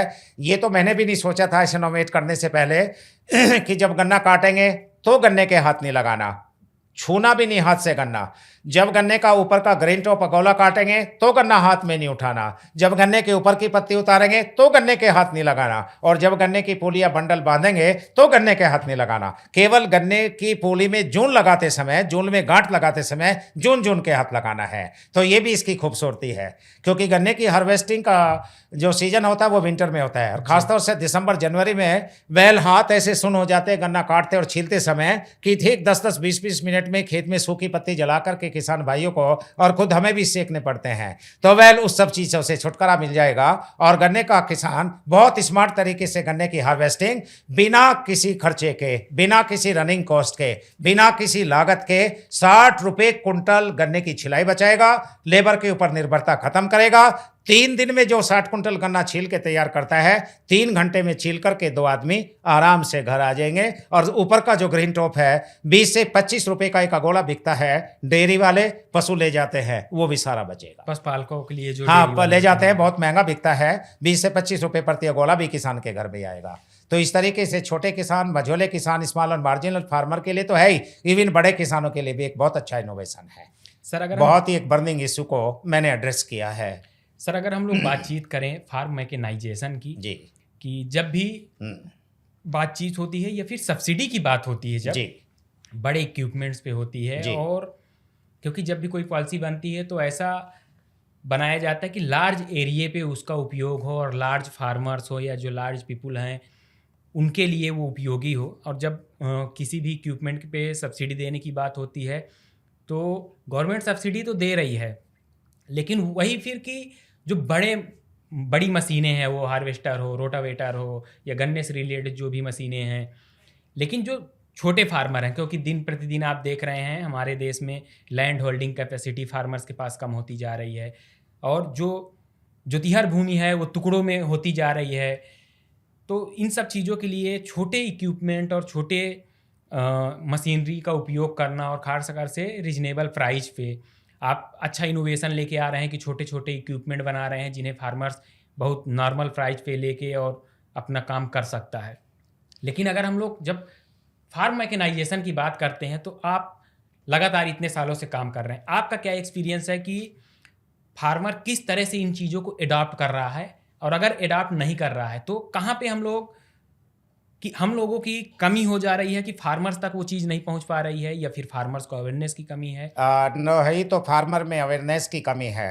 वेल जिस तरह के इम्प्लीमेंट्स पे, जिस तरह के फार्म मैकेनाइजेशन की मशीनों पे सरकार सब्सिडी देती है, वो 86-87% किसान की अप्रोच से बाहर है। वो इस तरह के किसान उनको ज़्यादा लेते हैं जो लेकर के भाड़ा या किराया करते हैं, यानी कि छोटे किसानों को यहाँ चला करके बचत उन्हें भी कोई खास नहीं होती है। भारत सरकार से और ख़ास तौर से भारत सरकार के कृषि मंत्री श्री शिवराज सिंह चौहान और भारत सरकार में ICR में डायरेक्टर जनरल है ना, मैं उनकी तारीफ करना चाहूँगा, director general doctor Mangilal Jat. मैं उन पे भी अभी आपसे क्वेश्चन पूछूंगा सर। अच्छा, तो उन दोनों की मैं इस बारे में कहना चाहूँगा कि भारत सरकार के जो कृषि मंत्री हैं, वेल उनका इसी बात पे फोकस है कि 86% किसानों की खेती मैकेनाइज हो जाए, ईज ऑफ डूइंग एग्रीकल्चर हो जाए, कॉस्ट ऑफ कल्टीवेशन जो खर्चा है वो बिल्कुल माइनस में हो जाए, प्रोडक्शन बढ़ जाए और किसान भी खुशहाल तरीके से, छोटा किसान भी लागत खर्च घटा करके अपने नेट प्रॉफिट को बढ़ा पाए। इस तरह के मैकेनाइजेशन पे उनका फोकस है, जिस ढांचे में या जिस खांचे में मैं 100% फिट बैठता हूँ, है ना। बिल्कुल मुझे बहुत खुशी है कि भारत सरकार का इस तरह के इनोवेशन या टेक्नोलॉजी पे जोर है, जिस काम को मैं पहले ऑलरेडी करके अंजाम दे चुका हूँ। सर जैसे आप ML सर की बात किए, ICR के इस समय DG हैं जी, डेर और ICR के, और अगर हम लोग बातचीत करें कि जो हम लोग पता चला कि आपकी रेगुलर उनसे बातचीत होती रहती है इनोवेशन से रिलेटेड, तो अमूमन जब हम लोग निकलते हैं फील्ड पे, जो हम लोगों की टीम निकलती है, तो देखते हैं कि बहुत सारे फार्मर ऐसे हैं कि काम कर रहे हैं, लेकिन उन्हें ये नहीं पता कि हमारे डिस्ट्रिक्ट में कृषि विज्ञान केंद्र भी होता है, हमारे डिस्ट्रिक्ट में एग्रीकल्चर ऑफिस भी होता है, हमारे ब्लॉक स्तर पे भी, ब्लॉक पे काफ़ी सारे एग्रीकल्चर के, वो चाहे ब्लॉक में बीज डिस्ट्रीब्यूशन का सिस्टम हो, या फिर जो डिस्ट्रिक्ट पे हार्टिकल्चर विभाग होता है वो हो, या फिर मृदा स्वास्थ्य परीक्षण हो, ये सब चीज़ों के बारे में बहुत सारे फार्मर नहीं जानते हैं। आप आईसीआर के जो डीजी सर हैं, उनसे आपकी प्रॉपर बातचीत होती है, तो आपसे बेहतर मुझे लगता है कोई नहीं बता सकता कि आईसीआर किस तरह से सपोर्ट करता है फार्मर्स का। पहली बार मुझे भारत सरकार के कृषि मंत्रालय आईसीआर की कार्य प्रणाली को देख कर के, कार्य करने के तरीकों को देख कर के मैं बहुत प्रसन्न हूँ और गदगद हूँ, क्योंकि अभी भारत सरकार के कृषि मंत्री और आईसीआर के सब वैज्ञानिक ने मिलकर के विकसित भारत संकल्प अभियान जो चलाया, वो विकसित कृषि संकल्प अभियान एक बहुत अच्छा किसानों के अंदर एक बहुत अच्छी प्रेरणा और बहुत अच्छी जागरूकता उसने भरी है। और भारत सरकार के आईसीआर में बैठे हुए वैज्ञानिक लैब टू लैंड को जो कॉन्सेप्ट था, मंत्री जी ने और सब लोगों ने मिलकर के उसको चेंज किया कि लैब टू लैंड का मतलब ये नहीं होता कि लैब में अनुसंधान होते रहें और खेत में किसान को पता ना चले। तो वन नेशन वन एग्रीकल्चर है ना, जो लेकर के आए हैं स्लोगन, वन टीम लेकर के आए हैं, तो मैं इस बात से बहुत खुश हूँ, बहुत प्रभावित हूँ। और अभी 18 जून को मेरी कृषि मंत्री जी से भी मुलाकात हुई थी, मंगीलाल जाट जी से भी बात हुई थी, डायरेक्टर जनरल और ADG extension doctor Rajveer Singh से भी मुलाकात हुई थी। Director general ICR doctor Mangilal ने मेरे कंधे पर हाथ मार करके एक बहुत अच्छी बात कही थी। जब उन्होंने मेरे इनोवेशन को देखा, परखा और जांचा, उन्होंने कहा, सिंह साहब आप भी लोहार और मैं भी लोहार, दोनों की बहुत अच्छी पटेगी। तो मैं तभी समझ गया था कि मेरे इनोवेशन, जो प्रेजेंटेशन उन्हें मेरे इनोवेशन की मंगाई थी, उनको बहुत पसंद आई और उसी को उन्होंने मंत्री जी के सामने भी रखा और उसी पर वो भोपाल में CIAE के जो इंस्टीट्यूशन है उसमें वो बोले भी। मैं बहुत खुश हूँ, बहुत प्रसन्न हूँ। मुझे उम्मीद है कि भारत सरकार मेरे द्वारा किए गए ये कॉस्ट इफेक्टिव, इनोवेटिव और बजट फ्रेंडली इनोवेशन का संज्ञान लेगी। भारत के किसानों तक पहुँचाने में निश्चित रूप से इस समय सरकार में बिल्कुल वो लोग बैठे हैं, कृषि मंत्रालय में वो लोग बैठे हैं जो वास्तव में किसानों की साथ में बहुत दिल से मदद करके उनकी आमदनी को बढ़ाना चाहते हैं। ये बात मुझे बहुत इंस्पायर करती है, बल्कि और भी इनोवेशन करने के लिए मेरे अंदर उत्साह बढ़ती है। हालांकि गन्ने की खेती में इसके अलावा मिट्टी चढ़ाना हो, गन्ने के खूड या रीजर हो, वो रीजर इस तरह का मैंने डिजाइन किया है कि वो रीजर ट्रेंच में भी काम करेगा और ट्रेडिशनल में भी काम करेगा। मिट्टी चढ़ाने के लिए, अर्थिंग अप के लिए जो मशीन मैंने डिजाइन की है ट्रैक्टर माउंटेड, वो भी एक बहुत काम की मशीन है। और एक कल्टीवेटर तो मैंने ऐसा डिजाइन किया है कि वो 4 काम करेगा। वो सब सोइलर का भी काम करेगा, मिट्टी गहरी जुताई जिसे कहते हैं प्लोइंग का भी काम करेगा, खेत की तैयारी करने के लिए जो टीलर है उसका भी काम करेगा, और ट्रेंच प्लांटिंग में अगर प्याज, आलू या जमीन में बैठने वाली कोई भी फसल लगाते हैं तो उसकी खुदाई का भी काम करेगा। तो किसान को ना अलग से सब सोइलर खरीदना, ना पुलाव के लिए उसे MB पुलाव और डिश पुलाव जैसी पे खर्च करना, अलग से कल्टीवेटर इतने सामान किसान नहीं खरीद सकता है। एक लेगा 4 काम करेगा। तो इनोवेशन का मतलब यही होता है। सर, अभी जितने सारे आप इनोवेशन बता दिए, हाँ हमारे जो दर्शक देख रहे हैं, हाँ जी, उनका भी एक यही सवाल आएगा कि सर हम देख तो लिए, हाँ जी, और आपके बहुत सारे वीडियो हम लोग देखते रहते हैं जी, लेकिन अभी इक्विपमेंट को हम मंगाएं कहाँ, या फिर इनका जो एक टेस्टिमोनियल होता है उनको हम देखें कहाँ? जी जी, ये सबसे बड़ा सवाल होता है। हाँ, देखने के लिए या तो आप मेरे से संपर्क करेंगे, मेरे स्थान पे फिजिकली देखना हो तो डिस्ट्रिक्ट बागपत में बड़ौत मेरा शहर है, वहीं एक छोटी सी मेरी मैन्युफैक्चरिंग यूनिट है, वहीं मेरी टीम काम करती है। अगर फिजिकली देखना हो, उनकी वर्किंग देखना हो, बाकी सभी वीडियो, सभी मशीनें मैं खुद टेस्ट करता हूँ। ऐसा नहीं है कि मेरी प्रोफेशनल, वो सब रियल वीडियो होती है। चाहे तो अगर आप उनकी वर्किंग देखने के लिए मेरे नंबर पर कांटेक्ट करके मुझसे उनकी वीडियो मंगा सकते हैं, उनकी वर्किंग पूछ सकते हैं, पूछ सकते हैं कि इनका कॉस्ट बेनिफिट रेशो क्या है, क्या इनकी लाइफ है, वो सब जानकारी इस माध्यम से ले सकते हैं। सर, कोई आपकी वेबसाइट वगैरह हो जहाँ वेबसाइट है, बेटर हो कि मुझे आप वेबसाइट वगैरह देखने के लिए सीटिंग का मेरे पास टाइम नहीं होता, चलता फिरता घूमना, यात्रा, इधर उधर जगह जगह के निमंत्रण मुझे स्वीकार करने पड़ते हैं। और आजकल तो एक नया सिलसिला और जुड़ गया है मेरे साथ में, जितनी भी शुगर इंडस्ट्री है शुगर इंडस्ट्री हमारे भारत में बहुत सारी शुगर इंडस्ट्री है। वेल अगर मैं पूरे भारत की बात करूं तो बहुत नंबर ऑफ शुगर इंडस्ट्री 800-900 है। मेल अगर मैं उत्तर प्रदेश की बात करूं तो 250-300 शुगर मिल है। तो शुगर मिल ने अभी कुछ ऐसा एक प्रक्रिया शुरू की है कि उनका जो डेवलपमेंट गन्ना डेवलपमेंट विभाग के लोग होते हैं, एक एक मिल में 100-150 का स्टाफ होता है। तो वेल मेरी प्रेजेंटेशन के लिए उनको ट्रेनिंग दिलाने के लिए मुझे बुलाते हैं, इनवाइट करते हैं और मुझे जाना पड़ता है, तो और मेरी व्यस्तता बढ़ गई है। कितना इम्पोर्टेंट है फार्मिंग में फार्मर्स के लिए फार्म जो मैकेनाइजेशन है? मैकेनाइजेशन इस समय 100% जरूरी हो गया है। पहली बात, मैं जगह जगह राज्य स्तर की और मंडल स्तर की किसान गोष्ठियों में जाता हूं, उसमें हजारों की कई कई हजार की संख्या में कई कई जिलों के किसान होते हैं। वेल वहां पर किसानों की एक शिकायत आई है कि मेरे पास में 100 बीघे जमीन है, मेरा एक बेटा है खेती में नहीं आना चाहता, मेरे पास में 50 बीघे जमीन है, जिसके पास 5 बीघे जमीन है और बेटा नौकरी में छोटी मोटी प्राइवेट जॉब में उसकी शादी हो गई है, मेरे 50 बीघे के लड़के की कोई शादी का रिश्ता भी लेके नहीं आ रहा है। तो इसलिए यंग जनरेशन को अगर हम स्मार्ट फार्मिंग स्मार्ट टूल के साथ स्मार्ट मैकेनाइजेशन के साथ देंगे और बहुत स्मार्ट फार्मिंग करने का यानी कि ट्रेडिशनल तरीका बदलेंगे तो शायद वो खेती की तरफ थोड़ा मूव भी कर जाए। अन्यथा अगली पीढ़ी खेती से इसलिए भाग रही है क्योंकि वो इतना फिजिकल श्रम जो हमारे पहले पिताजी दादा कर लेते थे इतना करने के लिए तैयार नहीं है। वो हाईटेक फार्मिंग बहुत अच्छा और मैकेनाइजेशन भी उनकी लैंड होल्डिंग के अनुसार, यानी कि लैंड होल्डिंग छोटी है तो उसी अनुसार उनको मैकेनाइजेशन भी उपलब्ध हो जाए। और अगर किसान की आमदनी बढ़ाने की बात हो, कॉस्ट ऑफ कल्टीवेशन घटाने की बात हो, तो अब हमें ऐसा मैकेनाइजेशन चाहिए जिसकी ऑपरेशनल कॉस्ट जीरो हो, मेंटेनेंस लो हो और जिसका कीमत वाजिब हो और किसान की जेब में बजट में हो। इन 4 चीज़ों पे भारत सरकार को भी और प्रदेश की हर सरकार को भी फोकस करना पड़ेगा। ये मेरी हम्बल रिक्वेस्ट भी होगी वेल खासतौर से हर प्रदेश की सरकार और भारत सरकार से कि लैंड होल्डिंग के अनुसार खासतौर से बड़े किसान जो हैं वो 4% है।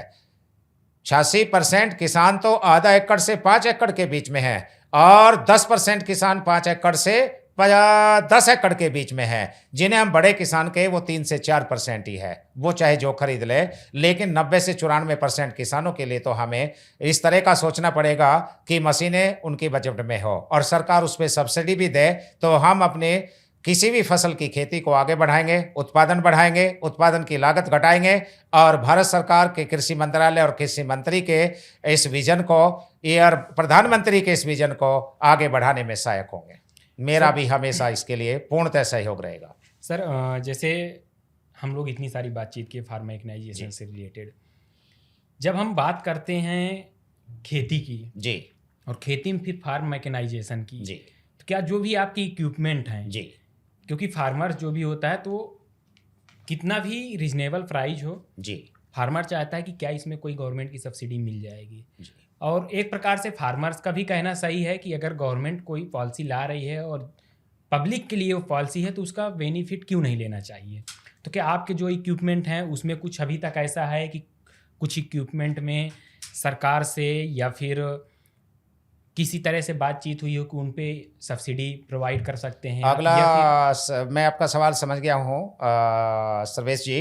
अगला स्टेप या अगला कदम इसी और प्रयास है मेरा कि वे सब इनोवेशन सब्सिडी के दायरे में आए और सब्सिडी के दायरे में आने की जो प्रक्रिया है वेल भारत सरकार हो या उत्तर प्रदेश मेरे प्रदेश की सरकार हो, वेल प्रदेश के जो उत्तर प्रदेश सरकार में वेल भारत सरकार में जो कृषि सचिव हैं डॉक्टर देवेश चतुर्वेदी जी, वो मेरे इनोवेशन के बारे में जानते हैं, सभी लोग जानते हैं। वेल अगर वो मेरे इनोवेशन को इस लायक समझेंगे और भारत के किसानों को सब्सिडी पे देना चाहेंगे तो ऑब्वियसली इस दिशा में जरूर वो कुछ न कुछ काम करेंगे, क्योंकि मैंने सभी इनोवेशन उनकी झोली में डाल दिए हैं। जो भी वो उपलब्ध कराना चाहेंगे, जिस पे सब्सिडी देना चाहेंगे, वो उनका निर्णय होगा। मेरी तरफ से प्रयास करने में कोई कसर नहीं होगी। मैं पूरा प्रयास करूंगा कि वे इनोवेशन ज़्यादा से ज़्यादा सब्सिडी तक अगर मिल जाती है तो किसानों तक पहुँचे। और 1% अगर ऐसी सरकार कोताही बरतती भी है, वैसे मुझे उम्मीद नहीं, तो भी मेरे इनोवेशन वेल इतने महंगे नहीं है कि उसे स्मॉल और मार्जिनल फार्मर अडॉप्ट ना कर सके। हर किसान के लिए हर तरह का ऑप्शन है, क्योंकि 50 इनोवेशन है। गन्ने में लोडिंग भी एक बहुत बड़ी समस्या होती है। वेल गन्ने की भराई के लिए कम से कम अगर 50 से 60 कुंटल की एक ट्रॉली किसान को भरनी पड़े तो कम से कम 5 से 6 आदमी लगते हैं और 2 से 3 घंटे में एक ट्राली 50 से 60 कुंटल की किसान भर पाता है।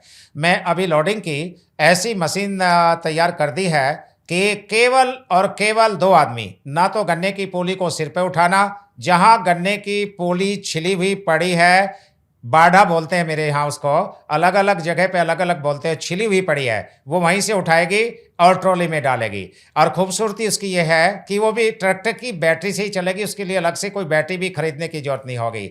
एक महिला और उसका पति दोनों ट्रॉली भर सकेंगे, रिमोट से चलेगी, रिमोट दबाते ही गन्ने की जहाँ पोली छिली पड़ी वहीं से उठाएगी और वहाँ ट्रॉली में जा करके डाल देगी और ट्रैक्टर की बैटरी से ऑपरेट होगी।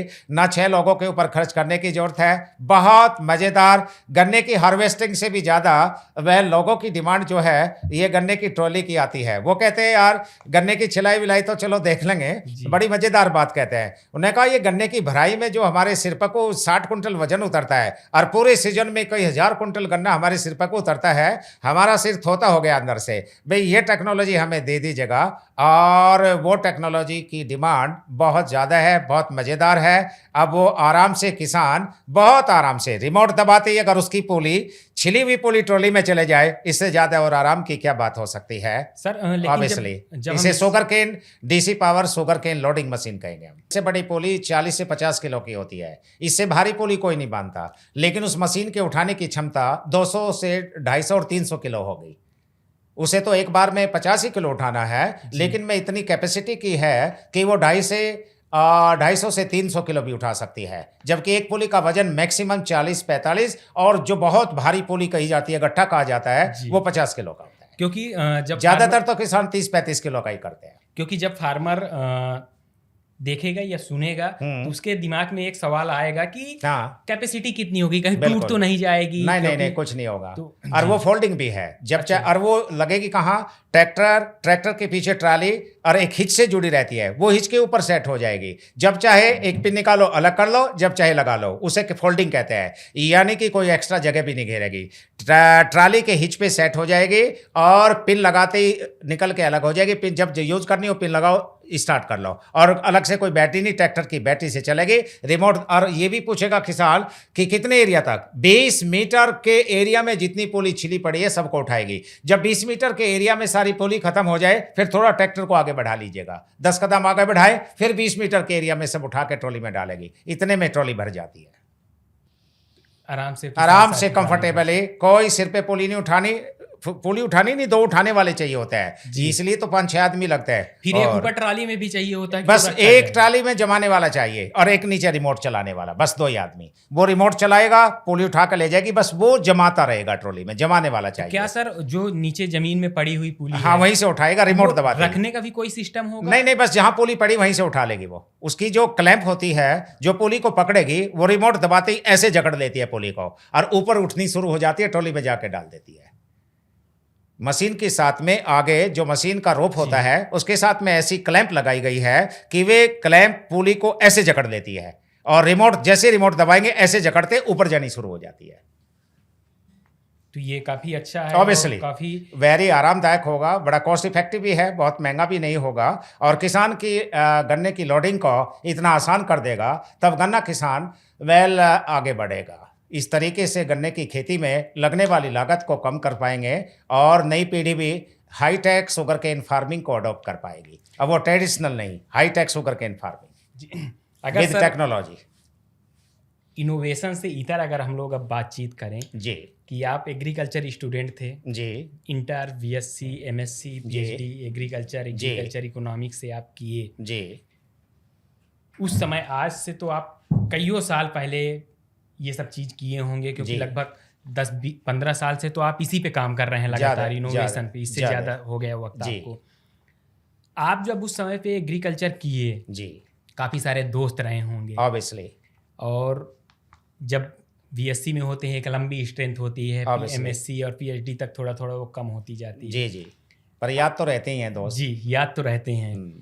तो जो आपके दोस्त, क्योंकि उस समय एग्रीकल्चर का अदर के कंपेरिजन कंपटीशन कम था और बहुत ज़्यादा स्कोप था, क्योंकि एग्रीकल्चर की ओर उस हिसाब से लोग नहीं जाते थे, क्योंकि उस समय तक हम लोगों का एग्रीकल्चर एक व्यावसायिक खेती के रूप में लोग नहीं लेते थे जी। कि इसकी भी कोई पढ़ाई होगी या फिर खेती के बारे में भी पढ़ा जा सकता है, इस तरह की चीज़ें नहीं होती थी। जी। क्योंकि जब हम लोग भी पढ़ाई किए तो हम लोगों के सामने भी ये हुआ कि जिन लोगों को नहीं पता था कि एग्रीकल्चर में पढ़ाई होती है, वो कहते खेती की पढ़ाई होती है। जी। तो निश्चित रूप से 20 साल पहले तो और भी इस चीज़ की अवेयरनेस नहीं रही होगी। जी। तो आप लोग जब पढ़ाई की खेती की पढ़ाई की ओर आए, एग्रीकल्चर एजुकेशन की ओर आए, जी। क्या वजह थी कि आप लोग एग्रीकल्चर एजुकेशन की ओर आए? वजह तो जब हम साइड चुनते हैं हाई स्कूल के बाद, जी। तो उस समय हमें ज़्यादा नहीं पता होता, हम बहुत बच्चे होते हैं। जो कह देता है बस वही साइड ले जो लेते हैं। साथी कह दिया कि साथी ये ने ले कह लेंगे। दिया या किसी चाचा ने कह दिया, किसी पड़ोसी ने कह दिया जी। कि तुम कॉमर्स में पढ़ो, किसी ने कह दिया तुम एग्रीकल्चर में पढ़ो, किसी ने कह दिया नहीं तुम साइंस बायोलॉजी ले लो, किसी ने कह दिया नहीं तुम साइंस मैथ ले लो, तो वही ले लेते थे।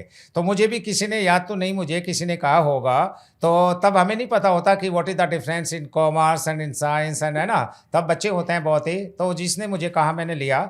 हाँ, उसका लाभ ये हुआ कि मुझे अच्छा लगा, मैं पढ़ता गया, वो सब्जेक्ट मुझे भागे, बहुत सारे सब्जेक्ट पढ़ाए जाते हैं और मैं टॉप करता गया। सबसे अच्छा लगा कि इंटरमीडिएट में जब मैंने बहुत हाई परसेंटेज के साथ में टॉप किया, बहुत अच्छा लगा। जब बीएससी में किया तो इस तरीके से मेरा उत्साह बढ़ता चला गया। वो सब्जेक्ट मुझे भागे, शायद वो ही मेरे डेस्टिनी में कह लीजिएगा या कर्म में लिखा था। तो सर फिर जी। एग्रीकल्चर की पढ़ाई की ओर आप पीएचडी किए। जी। जी। अमूमन पीएचडी के बाद लोग एपी यानी कि असिस्टेंट प्रोफेसर या ऑब्वियसली। फिर रिसर्च की ओर या फिर कृषि Obviously. विज्ञान केंद्र में या जी। फिर बहुत सारे इंस्टीट्यूट है जहाँ पे पीएचडी के बाद आप जा सकते हैं। बिल्कुल। आप उस ओर न जाके अपना कुछ इनोवेट करने के लिए सोचिए और इनोवेशन किए। ऑब्वियसली। अब अगर उधर जाते हैं तो एक बहुत सीमित एरिया होता है एक्सपोजर का, वहाँ इतना एक्सपोजर नहीं मिलता। माना कि आपका सब्जेक्ट प्लांट पैथोलॉजी है, बस जी। वो प्लांट पैथोलॉजी तक ही आप सिमट करके रह जाते हैं। मुझे इधर आने का ये सौभाग्य प्राप्त हुआ कि एक तो मेरा परिचय पूरे भारत में और बाहर तक पहुंच गया। वहाँ एक सीमित दायरे में रह कर के आप काम करते हैं और फिर रिटायर हो जाते हैं, वो भी एक लाइफ है। लेकिन मुझे लंबी रेस का घोड़ा बनने का शौक था। लंबी रेस का घोड़े से मतलब था कि मेरा परिचय हो, मैं एक ऐसा एक्स्ट्राऑर्डिनरी काम करूं, और जब एग्रीकल्चर का हूं तो वो काम करूं जो किसी ने ना किया हो और किसान के बहुत बड़े लाभ का हो। ऐसी मेरी मनसा थी। कुछ प्रभु का, परमात्मा का आदेश था। अपनी तो नहीं चलती, चलाता तो वही है, पर बहाना हम अपना लेते थे कि मैंने किया। मैंने कुछ नहीं होता, करवाने वाला वही होता है, मेरा ऐसा मानना होता है। घर वाले सर कुछ नहीं बोले कि नहीं, घर वाले तो शुरू में तो लगता है कि भाई, है ना, लेकिन बाद में लगता है जब पहचान मिलने लगती है, अप्रिसिएशन मिलने लगता है, देखते हैं जगह जगह बड़े बड़े अवार्ड मिलने लगते हैं, तब घर वालों को लगता है कि you are doing really wonderful work. तब हमने नहीं सोचा था। तब तो वे भाई भी जिन्हों कहते थे देखो इतनी पढ़ाई करके और बहुत हाई प्रोफाइल जॉब में नहीं गया, है ना, और अब वो देखते हैं तो अब वे छोटे हो गए हैं, मेरे सामने वो बोने लगने लगे हैं। मेरा परिचय और मेरा एक्सपोजर और मेरी प्रशंसा और मेरा सबको देख करके उन्हें लगने लगा कि you are something but we are nothing. जी, वो होता है, ऐसा होता है। पर I am happy with my job. अब जाकर के लगा, रिजल्ट तो बाद में ही आता है, फल तो बाद में ही आता है। जी, निश्चित। पहले तो 15-20 सालों तक इनोवेशन में एडिसन की तरह डूबना पड़ता है, दोस्त यारों को भी भूलना पड़ता है। लेकिन अब आकर के लगने लगा कि हाँ, वास्तव में अब कुछ अच्छा काम हुआ और शायद मेरे काम का अब, है ना, भारत के किसानों को लाभ मिल सकेगा। अगर सर जैसे आप अवार्ड्स की बात करें, हाँ जी। अगर हम बात करें कि अभी तक आपको कितने अवार्ड्स मिल चुके हैं? अवार्ड तो एक्चुअली मुझे प्रदेश लेवल पे, स्टेट लेवल पे और मैं कहूँगा डिस्ट्रिक्ट लेवल में, जैसे कृषि विज्ञान केंद्र है, हॉर्टिकल्चर है, कृषि विभाग है, और जी फिर उसके बाद हमारा IRI पूसा है, फिर उसके बाद अभी, है ना, बहुत सारे हैं। मतलब अभी रिसेंटली मुझे कृषि विश्वविद्यालय है, सरदार वल्लभ भाई पटेल मेरठ है, में। तो बहुत सारे मिलते रहते हैं, मुझे भी याद नहीं है, बहुत सारे हैं।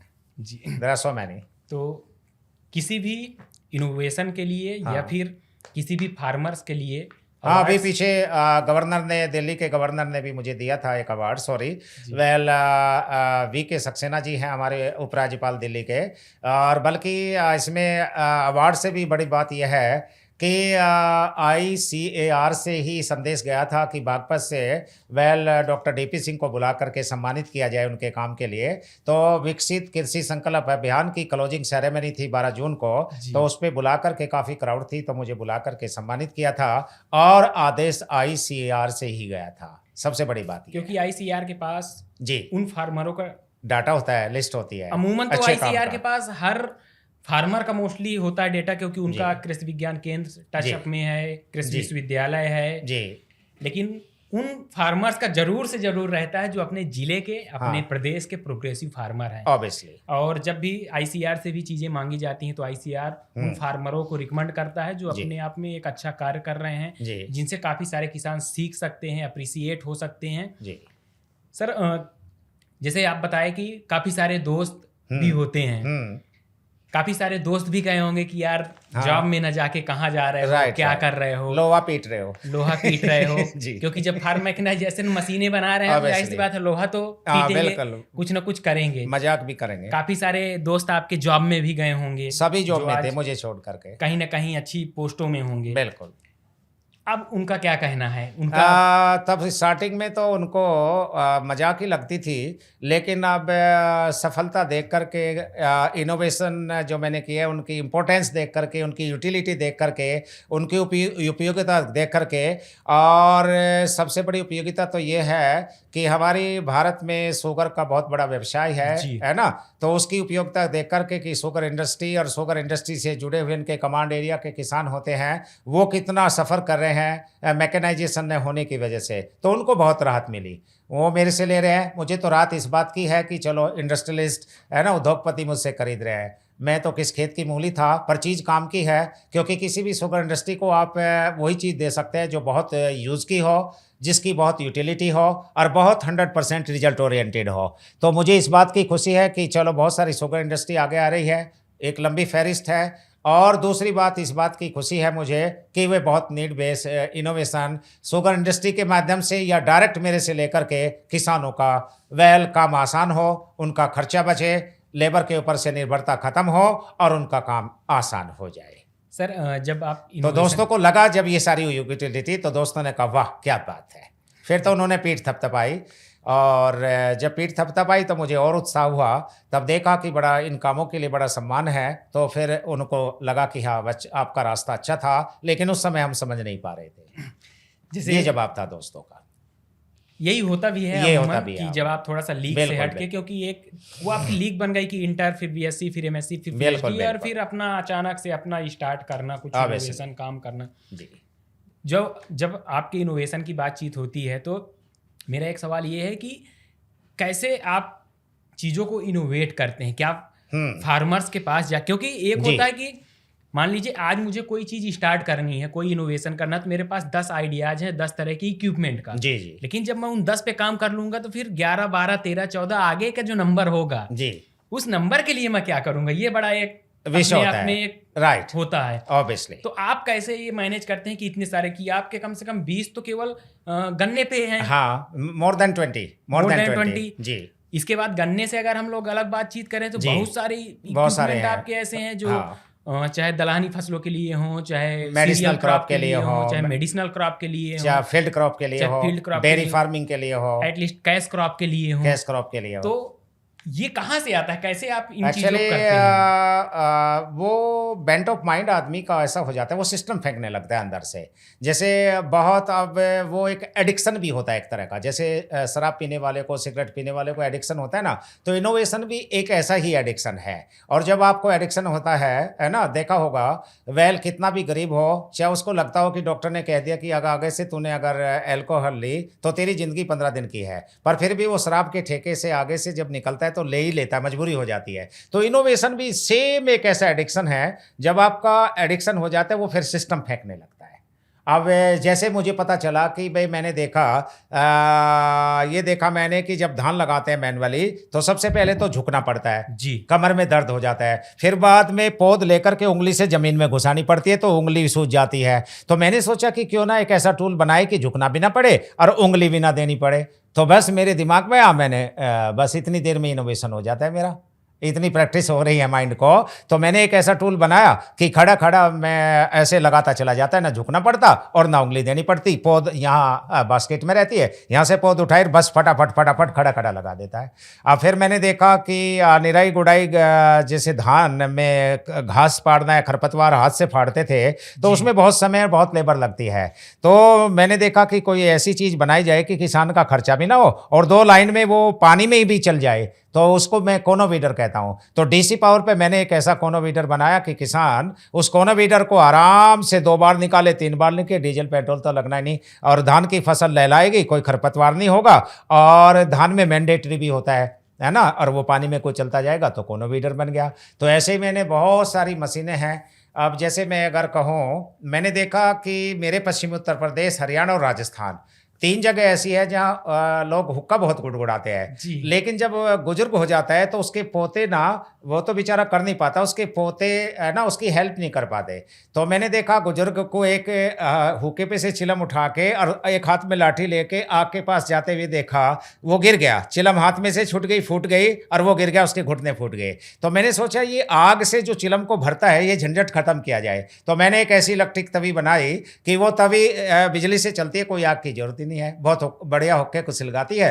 वो भारत के, आप विश्वास नहीं करेंगे, जेलर उसको मंगाते हैं, सुप्रीम कोर्ट के एडवोकेट उसे मंगाते हैं, एजुकेटेड लोग ज़्यादा मंगाते हैं, और भारत के गोवा तक जाती है। हरियाणा, पंजाब, उत्तर प्रदेश, दिल्ली, पता नहीं कितनी तो दिल्ली में होंगी। अभी कल रास्ते में था, मैं कल ही देख, जगह जगह पूरे भारत में जाती है, लोगों को इतनी पसंद आई। तो इस तरीके से नीड बेस्ड इनोवेशन होते चले जाते हैं, है ना। बहुत सारे हैं, देयर आर सो मैनी।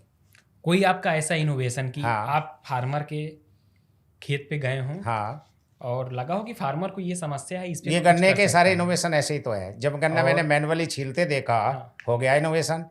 नहीं, मैं उस चीज़ की बात कर रहा हूँ कि हाँ। एक होता है कि हम फार्मर के यहाँ देखे हाँ और लगा कि ये इशू है, हमारे पास वो टैलेंट है, हाँ। हम रिसर्च किए, मुझे उसको इतना नहीं सोचना R&D पड़ता है, किए। ऐसा नहीं करना पड़ता, उससे पहले ही तैयार कर देता हूँ। वो इतनी प्रैक्टिस, वो कुछ पूर्व जन्मों का संस्कार होगा। वही डॉक्टर मंगीलाल जाट वाली बात है, अब नहीं तो पहले जन्म में मैं लुहार रहा हूँगा, वो बचा होगा। वो बहुत जल्दी सिस्टम फेंकता है इनोवेशन। अब तो मुझे जैसे आपने देखा ना सर्कस में, आप कहे कि ये बाइसिकल मौत के कुएं में कैसे चला लेता है, हमें तो वो बहुत गंभीर लगती है, पर उसके लिए बाएं हाथ का खेल है, रस्सी पे चलना बाएं हाथ का खेल है। तो मेरे लिए भी इनोवेशन का ऐसा करना, मौत के कुएं में बाइसिकल चलाने वाला या रस्सी पे चलने वाले जैसा ही बाएं हाथ का खेल हो जाता है जब इनोवेशन। अच्छा, कोई आपका इनोवेशन ऐसा रहा हो हाँ, जिसपे आप आए हों बनाना, जब शुरू, एक होता है कि हम हाँ, दिमाग में यस, makeup स्टार्टिंग में थोड़ा हुआ, ठीक है, और फिर आपको जिसमें लगा हो सबसे कि- ज्यादा समय लगा वो शतावरी और पीलिंग वॉशिंग मशीन थी मेरी। कि आप उस पे फंस गए हो कि अब नहीं समझ में आ रहा है ये कैसे वर्किंग हाँ, करेगा। हुआ एक जगह में आकर के थोड़ा सा उसका मुझे आइडिया नहीं मिल रहा। अब तक जो भी सोचा वो मैंने कर दिया, 50 से भी ज़्यादा इनोवेशन है मेरे, लेकिन एक इनोवेशन पे अभी मुझे कोई आइडिया क्लिक नहीं कर रहा है। हालांकि मैं करेगा या नहीं करेगा आई डोंट नो, पर मैं उसे अगर क्लिक कर गया तो उसे भी मैं दे करके जाऊंगा। मैं ये चाहता हूं कि गन्ने की जो बंधाई होती है उसमें काफ़ी लेबर लगती है, काफी मेहनत का काम होता है। जो गंदा टाई बोलते हैं, जिसको टाइंग बोलते हैं ना, गन्ना टाइंग करते हैं या प्रोपिंग करते हैं, वो लास्ट में करते हैं गन्ने की बंधाई गिरने से बचाने के लिए, तो वो मैनुअली करते हैं। मैनुअली करते हैं तो उसमें बहुत लेबर लगती है और बहुत समय भी लगता है, बहुत मेहनत लगती है। तो मैं उसके लिए क्लिक नहीं कर रहा है कि कोई बस आखिरी ये बचा है मेरा, फिर उसके बाद शायद मैं ना कर पाऊँ वो आइडिया, और मुझे मिल जाए गन्ने की बंधाई का, बस फिर छुट्टी हो जाएगी। और पता नहीं और होगा या नहीं, मैं कहता ही बार बार हूँ कि ये करके छुट्टी, ये करके छुट्टी, फिर आ जाता है ऐसा। 20 इनोवेशन करने के बाद मैंने कहना शुरू कर दिया था बस अब बहुत हो गया, अब नहीं करूँगा। फिर 21 आ गया, 21 करने के बाद और नहीं करूँगा, तो ऐसे करते करते 50 पे पहुँच गया। अब कह रहा हूँ और नहीं करूँगा, मुझे लगता है फिर 51, 52 और 60 पे भी जाऊँगा। और मुझे ये एडिक्शन हो गया है कि जब तक मैं इनोवेशन नहीं कर लूँगा, शायद ये मेरी खुराक बन गया है, तो सब तक शायद मुझे चैन भी ना मिले। मुझे ऐसा लगता है एडिक्शन हो गया है। इस एडिक्शन से छुट पाना इस जीवन में मुझे संभव नहीं लगता, आखिरी दम तक ही मुझे करना पड़ेगा। लेकिन मुझे लगता ये है मेरी खुराक बन गई है। लेकिन मुझे लगता है ऐसा एडिक्शन अच्छी चीज है कि अब पता नहीं अच्छा है या बुरा है, पर मेरी खुराक बन गया। मुझे कोई और शौक ही नहीं है, बस इनोवेशन करने का शौक है, और वो भी नीड बेस्ड। क्योंकि नीड बेस इनोवेशन से मेरा मतलब है जिसकी ज़रूरत हो और जो पहले से एग्जिस्ट ना करता हो। जैसे मैं किसान परिवार से आता हूँ, तो मेरे यहाँ गाय भैंस होती है। मैंने अपनी भाभी को देखा, जब वो गाय या भैंस नहला रही थी तो उसके इतने तो कपड़े गीले हो गए थे इतने कपड़े, बार बार उसकी भैंस या गाय की पूंछ उसके लग रही थी। फिर उससे बचने के लिए उसने पूंछ में गांठ लगा दी पीछे, जिससे वो मेरे कपड़े गंदे ना करे। मैं सोचा यार भाभी को कोई ऐसा दिया जाए कि पानी और ब्रश सा, अरे वे सारे हाथ गंदे हो जाते हैं, वो गोबर में गंदी हुई रहती है ना, उसे जी, छुटाने जी, के जी। लिए। तो फिर मैंने एक ऐसा मतलब इसे कहेंगे live stock comfort bathing brush shower, पशुओं के लिए पानी और ब्रश साथ साथ चलता रहता है, ना कपड़े गीले होते ना पूंछ मारती, और पानी और ब्रश साथ साथ चलता है, पशु ज्यादा हाइजीनिक तरीके से नहा जाता है। तो कहने का मतलब है कि मैं सभी नीड बेस करता हूं। देखा तो उसको बहुत सुविधा हुई, बस वो पानी और ब्रश साथ साथ चलता रहता है, पानी भी आधा लगता है, पशु ज्यादा हाइजीनिक तरीके। और जैसे कई जगह नहलाते समय जैसे खुरनी धोएंगे, वो सब जगह पहुंच जाता है ब्रश, यहाँ भी पहुंच जाएगा, यहाँ भी पहुंच जाएगा, जड़ों थनों सब जगह वो बहुत बढ़िया काम करता है। तो इस तरीके से तो क्या वो innovation है। मैनुअल चलाना पड़ता है? नहीं नहीं, बस जो हमारी वो होती है ना पानी की टोटी टेप होती है, उसमें लगा दीजिएगा पानी और ब्रश, बस हाथ से घुमा दीजिएगा पशु के ऊपर, नहा अच्छा। गया पशु। ना आपके कपड़े गीले होंगे, ना छींटे लगेंगे, ना कुछ होकर पशु ज्यादा हाइजीनिक तरीके से नहाएगा, ना हाथ गीले होंगे ना गंदे होंगे। तो उसे मैं live stock comfort bathing brush shower कहता हूँ।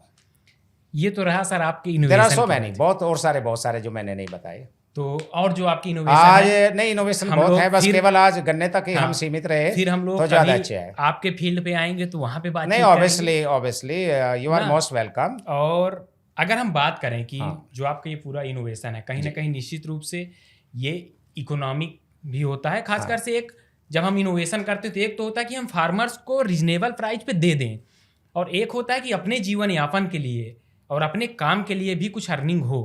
क्योंकि अगर हम एक प्रकार से कहें कि पूरा फार्मर्स को ही दे देंगे या पूरा सामने वाले को ही दे देंगे, तो फिर हम अगला इनोवेशन या उस पर जो लगने वाली कॉस्ट है वो कहाँ से लेके नहीं, आएंगे? इतना 5 या 10% के प्रॉफिट पे तो मैं देता हूँ, तो उससे मेरे खर्चे निकल जाते जी। हैं। तो अगर ज़्यादा प्रॉफिट नहीं, 5 या 10% मेरा रहता है उसमें। मतलब किसी चीज़ में मेरा 90 रुपये खर्चा है तो मैं उसकी 100 रुपये में देता हूँ, 10 रुपये मेरे भी होते हैं उसमें। तो उससे मेरे अपने खर्चे निकल जाते हैं, परिवार चलता रहता है। और आगे इनोवेशन करने के लिए थोड़ा पूंजी की, वर्किंग कैपिटल की आवश्यकता होती है, तो वो भी उसमें से निकल जाती है, तो सर वर्किंग कैपिटल। फ्यूचर में कुछ आपका ऐसा प्लान नहीं कि एक ब्रांड अपना बनाएंगे? जैसे नहीं, बहुत ब्रांड सारे तो ब्रांड आते सब हैं। कुछ है, अपना सब कुछ है। बस एक आखिरी अगर भारत सरकार या मेरे प्रदेश की सरकार चाहेगी, क्योंकि अब इन चीज़ों की डिमांड बहुत है, और प्रोडक्शन बढ़ाने के लिए, प्रोडक्शन कैपेसिटी बढ़ाने के लिए मुझे बहुत बड़ा इंफ्रास्ट्रक्चर की ज़रूरत पड़ेगी। तो उसमें मैं प्रदेश सरकार से भी और अपनी भारत सरकार के कृषि मंत्रालय से भी, और ख़ास तौर से हमारे कौशल विकास और उद्यमिता मंत्री हैं जयंत चौधरी जी, जी। जो गन्ने की बेल्ट से ही आते हैं, 3 पीढ़ियों से गन्ने की बेल्ट से जुड़े हैं। चौधरी चरण सिंह ग्रैंडफादर, चौधरी जय सिंह हिज फादर, नव ही, तो 3 पीढ़ियों से जुड़े हैं, तो गन्ना किसानों के दर्द को समझते हैं। उन्होंने मुझे बुलाया है, मैं जाऊंगा और उनके सामने ये बात रखूंगा, और शायद वो बड़ा प्रोडक्शन कैपेसिटी बढ़ाने के लिए शायद इसमें कुछ मदद करेंगे। उन्होंने मुझे इनवाइट किया है, सर अगर बुलाया हम है लोग- कि आप आइए। अगर सर हम लोग बात करें हाँ जी। फ्यूचर में आपका क्या प्लान है? फ्यूचर में innovation बस को यही लेकर? है कि ये सब इनोवेशन जब तक मैं हूँ और फिर मेरे बाद में इनमें कुछ और ऐड होते जाएं, ये बहुत काम के हैं और हमेशा काम आने वाले हैं। तो ये आगे बढ़ते चले जाए और आने वाली पीढ़ी के लिए भी खेती को सुगम बनाए, ज़्यादा लाभ का सौदा बनाए, किसानों की कॉस्ट ऑफ कल्टीवेशन घटाए, नेट प्रॉफिट बढ़ाए, प्रोडक्शन बढ़े, और बहुत स्मार्ट फार्मिंग आने वाली पीढ़ी जैसी स्मार्ट है, तो वो खेती भी स्मार्ट तरीके से करे। बल्कि मैं तो कहूँगा चाहे जोत छोटी हो, लेकिन छोटी जोत को भी वो बहुत वैज्ञानिक ढंग से, बहुत एडवांस फार्मिंग, बहुत सस्टेनेबल एग्रीकल्चर, या मैं कहूँगा बहुत ही मॉडर्न एग्रीकल्चर लेकर के चले, छोटी हो या बड़ी हो। अपने बात कोई आप शिष्य तैयार किए हैं जो आपके इस इनोवेशन को बहुत आगे तक लेके जाएंगे? मैं सवाल दोबारा रिपीट करें। मेरा कहना यह है कि आपके बाद आप जब तक हैं लगातार इनोवेशन कर हाँ, रहे हैं, मेरा जैसे आप बताएं। आई हैव ओनली वन सन।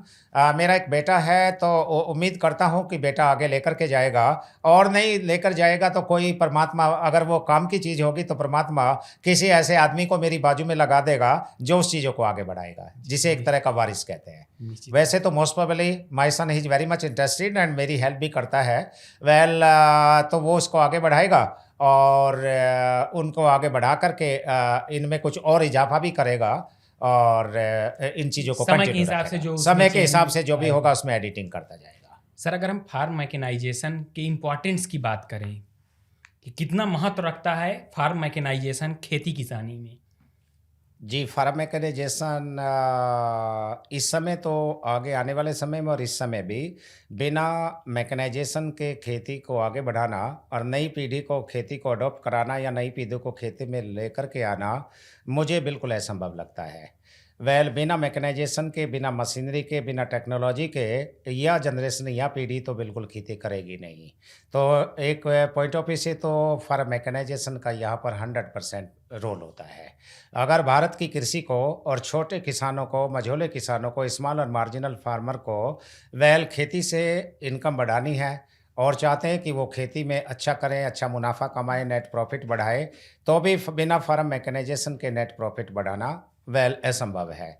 ये भी यहाँ भी फार्म मैकेनाइजेशन की इम्पोर्टेंस बढ़ जाती है। आने वाले समय में लेबर भी मिलना, अब तो एक दो मिल भी जाती है, पर आने वाले 10-5 साल में बिल्कुल लेबर नाम की चीज़ ख़त्म हो जाएगी। टोटल खेती मशीनीकरण पे आ जाएगी। तो इसलिए भी मशीनीकरण का आज के समय में सिनेरियो में बहुत ज़्यादा रोल है। और जहाँ तक गन्ने की खेती की बात है, गन्ने की खेती तो बिना मशीनीकरण के आगे करना संभव ही नहीं है। यस, फिर इससे उत्पादन बढ़ता है, उत्पादन की लागत घटती है। आईसीआर के अगर आंकड़े देखें, अब से बहुत पहले के आंकड़े हैं, अब तो आंकड़े बदल देने चाहिए उनको, 30 से 35% मैकेनाइजेशन अगर किसी ने अडॉप्ट किया है तो उत्पादन बढ़ाने में, और 30 से 35 या 25 से 30% उत्पादन की लागत घटाने में मैकेनाइजेशन का रोल हुआ करता था। लेकिन वो तब होता था जब ट्रैक्टर का डीजल या ट्रैक्टर माउंटेड या ट्रैक्टर ऑपरेटेड या डीजल ऑपरेटेड मशीनें होती थी। लेकिन अब टेक्नोलॉजी आगे बढ़ी है। जैसा कि मैंने काम किया है, ना डीजल लगना, ना पेट्रोल लगना, निराई गुड़ाई free, harvesting free, loading free, no diesel, no petrol, no operational cost. तो अब किसान का उत्पादन तो बढ़े ही बढ़ेगा। उत्पादन बढ़ने के साथ साथ पैदा करने का खर्चा मोर देन 90% किसान घटा सकता है अगर बैटरी ऑपरेटेड और सोलर ऑपरेटेड और कॉस्ट इफेक्टिव इस तरह की टेक्नोलॉजी की अगर वो हेल्प लेगा। तो हमें डीजल और पेट्रोल भी बचाना है, बढ़ती हुई कीमत से भी बचना है, और ऐसे मैकेनाइजेशन की तरफ मूव करना है कि जिनके चलाने का खर्चा ना हो, मेंटेनेंस ना हो, बहुत महंगा ना हो, बहुत कीमत में किफ़ायती हो और किसान की बजट में आता हो। मेरा ये ही मोटो है और इन्हीं चीज़ को लेकर के मैं किसानों के बीच में आगे बढ़ा रहा हूँ। सर, जब हम टेक्नोलॉजी की बातचीत करते हैं राइट, तो एक तबका ये भी बात करता है कि टेक्नोलॉजी के अधिक प्रयोग से रोजगार भी लोगों का छिन जाएगा। आपका क्या एक्सपीरियंस है? नहीं, रोजगार नहीं छिनेगा। जिनको हम फार्म लेबरर कहते हैं या फार्म पे काम करने वाले मजदूर कहते हैं, ये परिभाषा या ये बात आज से 10-20 साल पहले लागू हुआ करती थी। अब कोई भी इस तरह के परिवार से आने वाली यंग लड़के जिसका फादर फार्म लेबरर करके जिनको पढ़ाया लिखाया, उनके बच्चे बिल्कुल भी फार्म लेबरर की तरफ जाना नहीं चाहेंगे। तो इसलिए रोजगार छीनने की तो कोई बात ही नहीं है। वे सब लोग अगर वे आते भी हैं तो वो भी उन मशीनों को चलाने का उनको रोजगार मिल सकता है, उन्हें ऑपरेट करने का रोजगार मिल सकता है। एक मजदूर अगर सुबह मैनुअली जाकर के उसे 50 कुंटल गन्ने मैनुअली बलकटी से काटने पड़े, अगर उसकी जगह उसे वो मशीन मिल जाए तो वो एक एग्री एंटरप्रेन्योर बन सकता है। तो मैंने मैकेनाइजेशन इस पॉइंट ऑफ व्यू से किए हैं कि अगर फार्म लेबरर या ठेका मजदूरी पे काम करने वाले लोग भी इस तरह की टेक्नोलॉजी उनके पास होगी तो उससे वो एज एन एग्रीप्रेन्योर या एंटरप्रेन्योर काम करेंगे और अपनी आमदनी को बढ़ाएंगे, काम को सुगम करेंगे। और यंग लड़कों को ये नहीं लगेगा कि मैं मजदूर हूँ, उसे लगेगा कि मैं एग्री एंटरप्रेन्योर। तो ये टेक्नोलॉजी या इस तरह की मशीनरी उनको एग्री एंटरप्रेन्योर बनाने में भी बड़ी सहायक होगी। तो मतलब उनके मोरल को बूस्टअप करेगी कि हमें अपने स्किल्स डेवलप करने की जरूरत है। ऑब्वियसली स्किल डेवलप करने की और टेक्नोलॉजी को अडॉप्ट करने की बात है। तो टेक्नोलॉजी के ये लाभ होते हैं। तो सर, जो हमारे किसान साथी, जो भी दर्शक देख रहे हैं जी, उन्हें आप क्या संदेश देना चाहेंगे? मैं किसान भाइयों को संदेश देना चाहूँगा कि आपको जो बहुत ही ज्वलंत मुद्दे लगते थे, आज क्योंकि विषय हमारा गन्ने की कल्टीवेशन है और उसमें डिफरेंट इंटर कल्चरल ऑपरेशन और फील्ड प्रैक्टिस पे बात हो रही है, तो गन्ने किसानों भाइयों के लिए मैं कहना चाहूँगा कि अब गन्ने की खेती पे आने वाले सब खर्चों को मैंने कम से कम मिनिमाइज कर दिया है और आपकी गन्ने की खेती के ऊपर जो मजदूर के ऊपर निर्भरता थी उनको लगभग ख़त्म कर दिया है। तो आप इंजॉय करिए टेक्नोलॉजी को और गन्ने का कल्टीवेशन एरिया बढ़ाइए। बहुत वैज्ञानिक और हाईटेक तरीके से गन्ने की खेती कीजिए। गन्ना एक कैश क्रॉप है, बहुत सारी फसलें भारत में और दुनिया में होती है, पर गन्ने के मुकाबले की फसल बहुत थोड़ी फसल कैश क्रॉप ऐसी होती है। तो गन्ने की खेती से लागत घटाइए, काम को आसान बनाइए, मजदूरों के ऊपर निर्भरता कम कीजिए और ऐसी टेक्नोलॉजी से खेती को आगे कीजिए। आगे करियर अपने बच्चों को भी एज ए एंटरप्रेन्योर, यानी कि अपनी खेती को हाईटेक टेक्नोलॉजी से, मैकेनाइजेशन से हाईटेक बना करके आप भी आगे बढ़िए। बस यही मेरा संदेश है और उसमें मैं आपके हर कदम से आपके साथ हूँ। चाहे सरकार के स्तर पे मुझे आपके लिए संघर्ष करना पड़े, लेकिन आप तक वे सब इनोवेशन पहुँचे और आपकी खेती सुगम हो, इसके लिए मेरी बची हुई ज़िंदगी और आगे का प्रयास इसके लिए हमेशा जारी रहेगा। Thank you sir. एक हम लोग रैपिड फायर करेंगे। हाँ। मैं कुछ सवाल करूंगा, तो एक शब्द में आप उसका जरूर, जवाब देंगे। अगर सर मैं पहला सवाल रैपिड फायर में आपसे करूं कि अब तक का, जब से आप देख रहे हैं या एग्रीकल्चर क्षेत्र में काम कर रहे हैं, तब से अब तक का सबसे बेस्ट कृषि मंत्री, सबसे बेस्ट कृषि मंत्री अब तक का, जब तक मैंने पता चला कि कृषि मंत्री क्या होता है, वैसे तो बहुत पहले पता चल गया था, पर जो डाउन टू अर्थ और खेती से मोहब्बत करने वाला और खेती को रियल में, खेती की समस्या और किसानों की समस्या को समझने वाला, अगर मैंने और करनी कथनी में जिसकी अंतर ना हो, ऐसा कृषि मंत्री पहली बार भारत सरकार में वो हैं श्रीमान शिवराज सिंह चौहान, जो बिल्कुल ट्रैक्टर भी चलाने में कोई हिचक नहीं, कीचड़ में चलने में उनको कोई हिचक नहीं, और किसानों से और ज़मीन से और खेती किसानी से इतनी मोहब्बत करते हैं।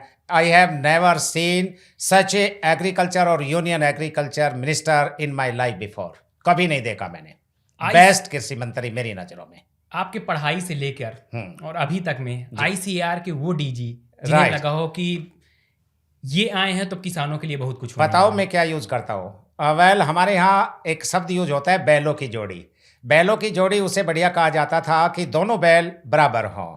यहाँ तो हालांकि भाई वो मंत्री हैं और वो ICAR के डायरेक्टर जनरल हैं, पर मैं इन अगर दोनों को कहूँ तो दोनों ही वास्तव में डाउन टू अर्थ हैं, जमीन से जुड़े हुए, रियल में एग्रीकल्चर की प्रॉब्लम को समझने वाले और दिल से उस प्रॉब्लम को शॉर्ट आउट करने वाले अगर मैंने DG देखे हैं, और किसानों के इनोवेटिव वर्क को आगे बढ़ाने, उसे किसानों के बीच में लाने और खेती किसानी में उसको इम्प्लीमेंट कराने में हमारे डायरेक्टर जनरल ICAR वो भी कमाल का रोल कर रहे हैं। और मुझे उम्मीद है कि जब तक वो डायरेक्टर जनरल ICAR होंगे तो उम्मीद है कि किसानों के काफ़ी भविष्य को बदलने में, उनकी आमदनी बढ़ाने में, उनको खेती की और बहुत अच्छी दिशा दिखाने में अहम भूमिका निभाएंगे। मुझे पूरा विश्वास है। ML Jat sir, ML Jat, definitely ML Jat निश्चित रूप से बहुत ही वंडरफुल व्यक्तित्व हैं और बहुत ही वंडरफुल उनके कार्य करने की प्रणाली है।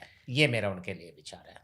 अगर सर हम बात करें कि गन्ने के, जैसे हम लोग गन्ने पे चर्चा किए, आपको लगता हो कि गन्ने में वो साइंटिस्ट जो ऐसा काम किए हो कि आपको लगता हो कि ये साइंटिस्ट गन्ने में बहुत कुछ दे के चले गए हैं? ऑब्वियसली गन्ने में तो वैसे गन्ने के जितने भी इंस्टीट्यूट्स हैं, चाहे वो भारतीय गन्ना अनुसंधान संस्थान लखनऊ हो, चाहे वो कोयम्बटूर हो, चाहे शाहजहाँपुर में ब्रीडिंग केंद्र हो, करनाल हो, और बहुत सारे, लेकिन अब तक मेरी नॉलेज में वैसे तो देयर आर मैनी साइंटिस्ट। कोई ब्रीडिंग में अच्छा काम कर रहा है, कोई फिजियोलॉजी में कर रहा है, कोई एंटोमोलॉजी में कर रहा है, कोई प्लांट पैथोलॉजी में कर रहा है, लेकिन अब तक मैंने गन्ने के प्रति डेडिकेशन की अगर बात करूँ, समर्पण की बात करूँ, तो ISRI, इंडियन जो भारतीय गन्ना अनुसंधान संस्थान है, Indian sugar cane research institute, Raebareli road Lucknow में, वहाँ के रिटायर्ड प्रिंसिपल साइंटिस्ट डॉक्टर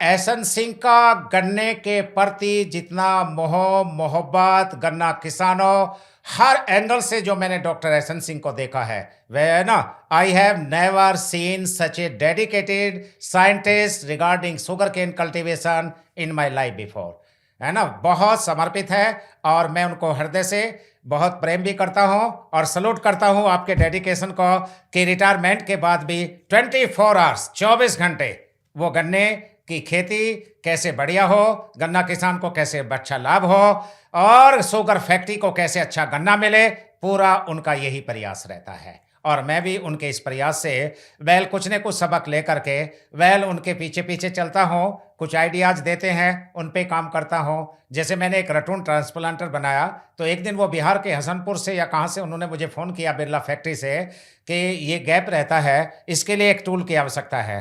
कितना समय लगेगा? मैंने कहा कल ही मिल जाएगा। उन्होंने मुझे एक आइडिया दिया, मैंने एक टूल इनोवेट कर दिया, 100% रिजल्ट ओरिएंटेड है और बहुत सारी शुगर फैक्ट्री और बहुत सारे किसान उसका यूज़ कर रहे हैं। तो कहने का मतलब ये है कि डॉक्टर एहसन सिंह लखनऊ में रहते हैं, ISRI से रिटायर्ड हैं, सीनियर साइंटिस्ट हैं। उनसे और तो बहुत सारे देर आर सो मैनी, पर वो बहुत डेडिकेटेड है। मैं उनको बहुत प्रेम भी करता हूँ। अगर सर बात करें आपकी इतने सारे इनोवेशन में, आपको जो लगता हो कि फार्मर्स के लिए ये सबसे बेस्ट इनोवेशन है गन्ने की खेती में जी। गन्ने की खेती में तो ये आपने ऐसा सवाल कर दिया कि मैं किसी के 4 बेटे हों और आप पूछे कि आपको सबसे प्यारा बेटा कौन सा है, तो कोई भी फादर ये नहीं बता पाएगा कि मेरा ये वाला बेटा मुझे सबसे प्यारा और ये कम प्यारा है। गन्ने की खेती में सारे इनोवेशन बड़े नीड बेस हैं। नीड बेस से मेरा मतलब है कि इतने इनोवेशन गन्ने की खेती में इतने इम्प्लीमेंट चाहिए ही चाहिए। अगर गन्ने की कॉस्ट ऑफ कल्टीवेशन घटानी है और लेबर के ऊपर से डिपेंडेंसी खत्म करनी है और गन्ने का अच्छा उत्पादन भी बढ़ाना है, मतलब कॉस्ट ऑफ कल्टीवेशन घटाने के साथ साथ गन्ने का अच्छा हमें यील्ड भी बढ़ानी है, तो इन रटून ट्रांसप्लांटर भी चाहिए हमें, है ना, हमें डायरेक्टली प्लांट फर्टिलाइजिंग हैक भी चाहिए, हमें अर्थिंग अप करने के लिए भी चाहिए, हमें सारे जैसे हार्वेस्टिंग एक बहुत बड़ा इशू है वो भी चाहिए। कुछ चीज़ें किसान के पास होती है, पर अगर sugar cane harvesting, sugar cane loading, ratoon transplanting, directly plant fertilizing hack, detrashing और लीफ ट्रिमिंग और बहुत इन सारी चीज़ों की बात करें तो ये तो सब किसान के पास नहीं होती, ये तो उसको चाहिए। एक बार को रीजर उसके पास हो सकता है, अर्थिंग अप के लिए कुछ हो सकता है, ट्रैक्टर उसके पास हो सकता है, बैल उसके पास और पाटा हो सकता है, उसके पास कुछ हो सकते हैं पहले से, पर ये नहीं है, ये उसको चाहिए। तो ये सभी बड़े काम के हैं, यूज़ के हैं और गन्ने का उत्पादन बढ़ाने में और गन्ने की खेती को आसान करने में बहुत ही लाभकारी है। गन्ने की एक ऐसी कोई वैरायटी जो लगता हो कि किसानों के लिए बहुत इफेक्टिव है? इस समय 0238 के बाद 0118 CO 118 और 13035 ये 2 वैरायटी थोड़ा टॉप पे चल रही है। वैसे तो कुछ वैरायटी और भी रिलीज की गई है ब्रीडिंग सेंटर और इनके द्वारा, पर अभी तक ज़्यादातर इन्हीं वैरायटी को ज़्यादा प्रीफर किया जा रहा है। अगर सर हम बात करें कि आप इतने सारे फार्मरों से मिलते हैं जी, गन्ने का आपका कोई ऐसा किसान कि आपको लगता हो कि ये पूरी तरह से फार्म मैकेनाइजेशन को अपनाता है जी। और जो भी गन्ने में नई टेक्नोलॉजी आती है उसको तुरंत अडॉप्ट करता है? देखो, इतनी तो मैकेनाइजेशन तो अपनाता है, लेकिन अभी तक उसके पास भी वे इनोवेशन मैकेनाइजेशन की कमी है। वो बड़ा किसान है, मैंने देखा एक सीतापुर के किसान है, अब तक मैंने वैसे तो बहुत सारे, पर सीतापुर का किसान देखा मैंने क्योंकि वो बड़ा किसान है, उसके पास फाइनेंस की भी कमी नहीं है। वेल उसके कुछ बच्चे बाहर विदेश से डॉलर भी भेज देते होंगे और मेरे ख्याल से उसके पास में कम से कम हो सकता है 75, 80, 90 एकड़ या इससे भी कहीं ज़्यादा ज़मीन है। वेल तो वो स्प्रे थोड़ा मैकेनाइज कर लेगा, स्प्रे की बड़ी मशीन ट्रैक्टर पे लगा लेगा, मिट्टी चढ़ाने के लिए कुछ बना लेगा, छोटा और बड़ा 2 ट्रैक्टर रख लेगा, एक छोटा ट्रैक्टर ट्रेंच में चलाने के लिए रख लेगा, एक बड़ा जुताई के लिए रख लेगा, कुछ इस तरह के मैकेनाइजेशन। लेकिन गन्ने की छिलाई का उसके पास भी नहीं है, गन्ने की भराई का मैकेनिज्म उसके पास भी नहीं है, डे ट्रेसिंग करते हुए मैंने उसको नहीं देखा, लीफ ट्रिमिंग के इंपॉर्टेंस को वो नहीं जानता, रटून ट्रांसप्लांटिंग भी उसके यहाँ नहीं होता। हाँ, गन्ने की कई सारी वैरायटी लगाता है, गन्ने की ठीक समय पर निराई गुड़ाई समय से पहले स्प्रे वगैरह कर देता है, ये संसाधन उसके पास है। But the complete mechanise solution of sugar cane farming from planting to loading, वो तो ऐसा कोई मुझे अब तक नहीं मिला है, क्योंकि थे भी नहीं तो लेंगे कहाँ से। हाँ, वेल अगर उसे पता चल जाए कि भाई शुगर केन हार्वेस्टिंग ईजी हो गई है तो वो ले लेगा, लोडिंग ईजी हो गई है, टेक्नोलॉजी आ गई है तो वो आगे बढ़ जाएगा। ये किसान मेरी नॉलेज में भी अभी आ। इसके अलावा और भी कुछ किसान हैं, बिजनौर के कुछ किसान हैं, शाहजहानपुर के कुछ किसान हैं, तो कुछ किसान और भी मेरी नॉलेज में ऐसे हैं। वेल यहाँ उन सभी का यहाँ बायोडाटा बताने का है ना समय लगेगा, पर सीतापुर में 1-2 किसान मैंने ऐसे देखे हैं। सॉरी पीलीभीत में वो गलती से मैं कह गया, वो पीलीभीत के किसान हैं, पर वैसे सीतापुर में भी 1-2 किसान अच्छे हैं, उनका मैं नाम नहीं जानता। तो ये हमारे साथ डीपी पाल सिंह थे, जिन्होंने बहुत विस्तार से बताया कि किस तरह से गन्ने का इनका गन्ने की जो खेती पे इनके इनोवेशन तो बहुत सारे हैं। जैसे इन्होंने बताया, मैं भी बताया कि इनोवेशन इनके लगभग 30 से ज़्यादा इनोवेशन है, वो चाहे गन्ने के हो चाहे अदर, लेकिन 20 से ज़्यादा इनोवेशन केवल गन्ने पे हैं। 50 से ज़्यादा इनोवेशन, टोटल लगभग 50 से ज़्यादा मोर देन इनोवेशन। 50। तो इन्होंने बहुत विस्तार से हम लोगों को बताया कि किस तरह से ये इनोवेशन कर रहे हैं, किस तरह से इनको इनोवेशन की शुरुआत हुई।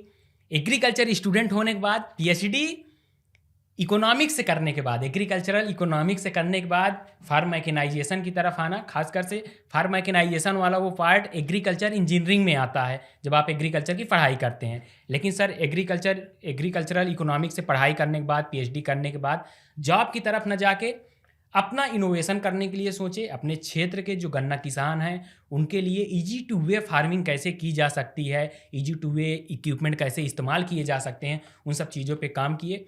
और सर बहुत ही कीमती समय निकाल कर हम लोगों के पास आए, हमारे दर्शकों को, हमारे किसान साथियों से बातचीत की और जो इनका इनोवेशन है, क्योंकि सबसे बड़ी बात है फार्मर खेती कर रहा है लेकिन फार्मर तक वो इनोवेशन जो हो रहे हैं वो पहुंच जाना और फार्मर उसको एडाप्ट कर ले, ये एक चैलेंज है।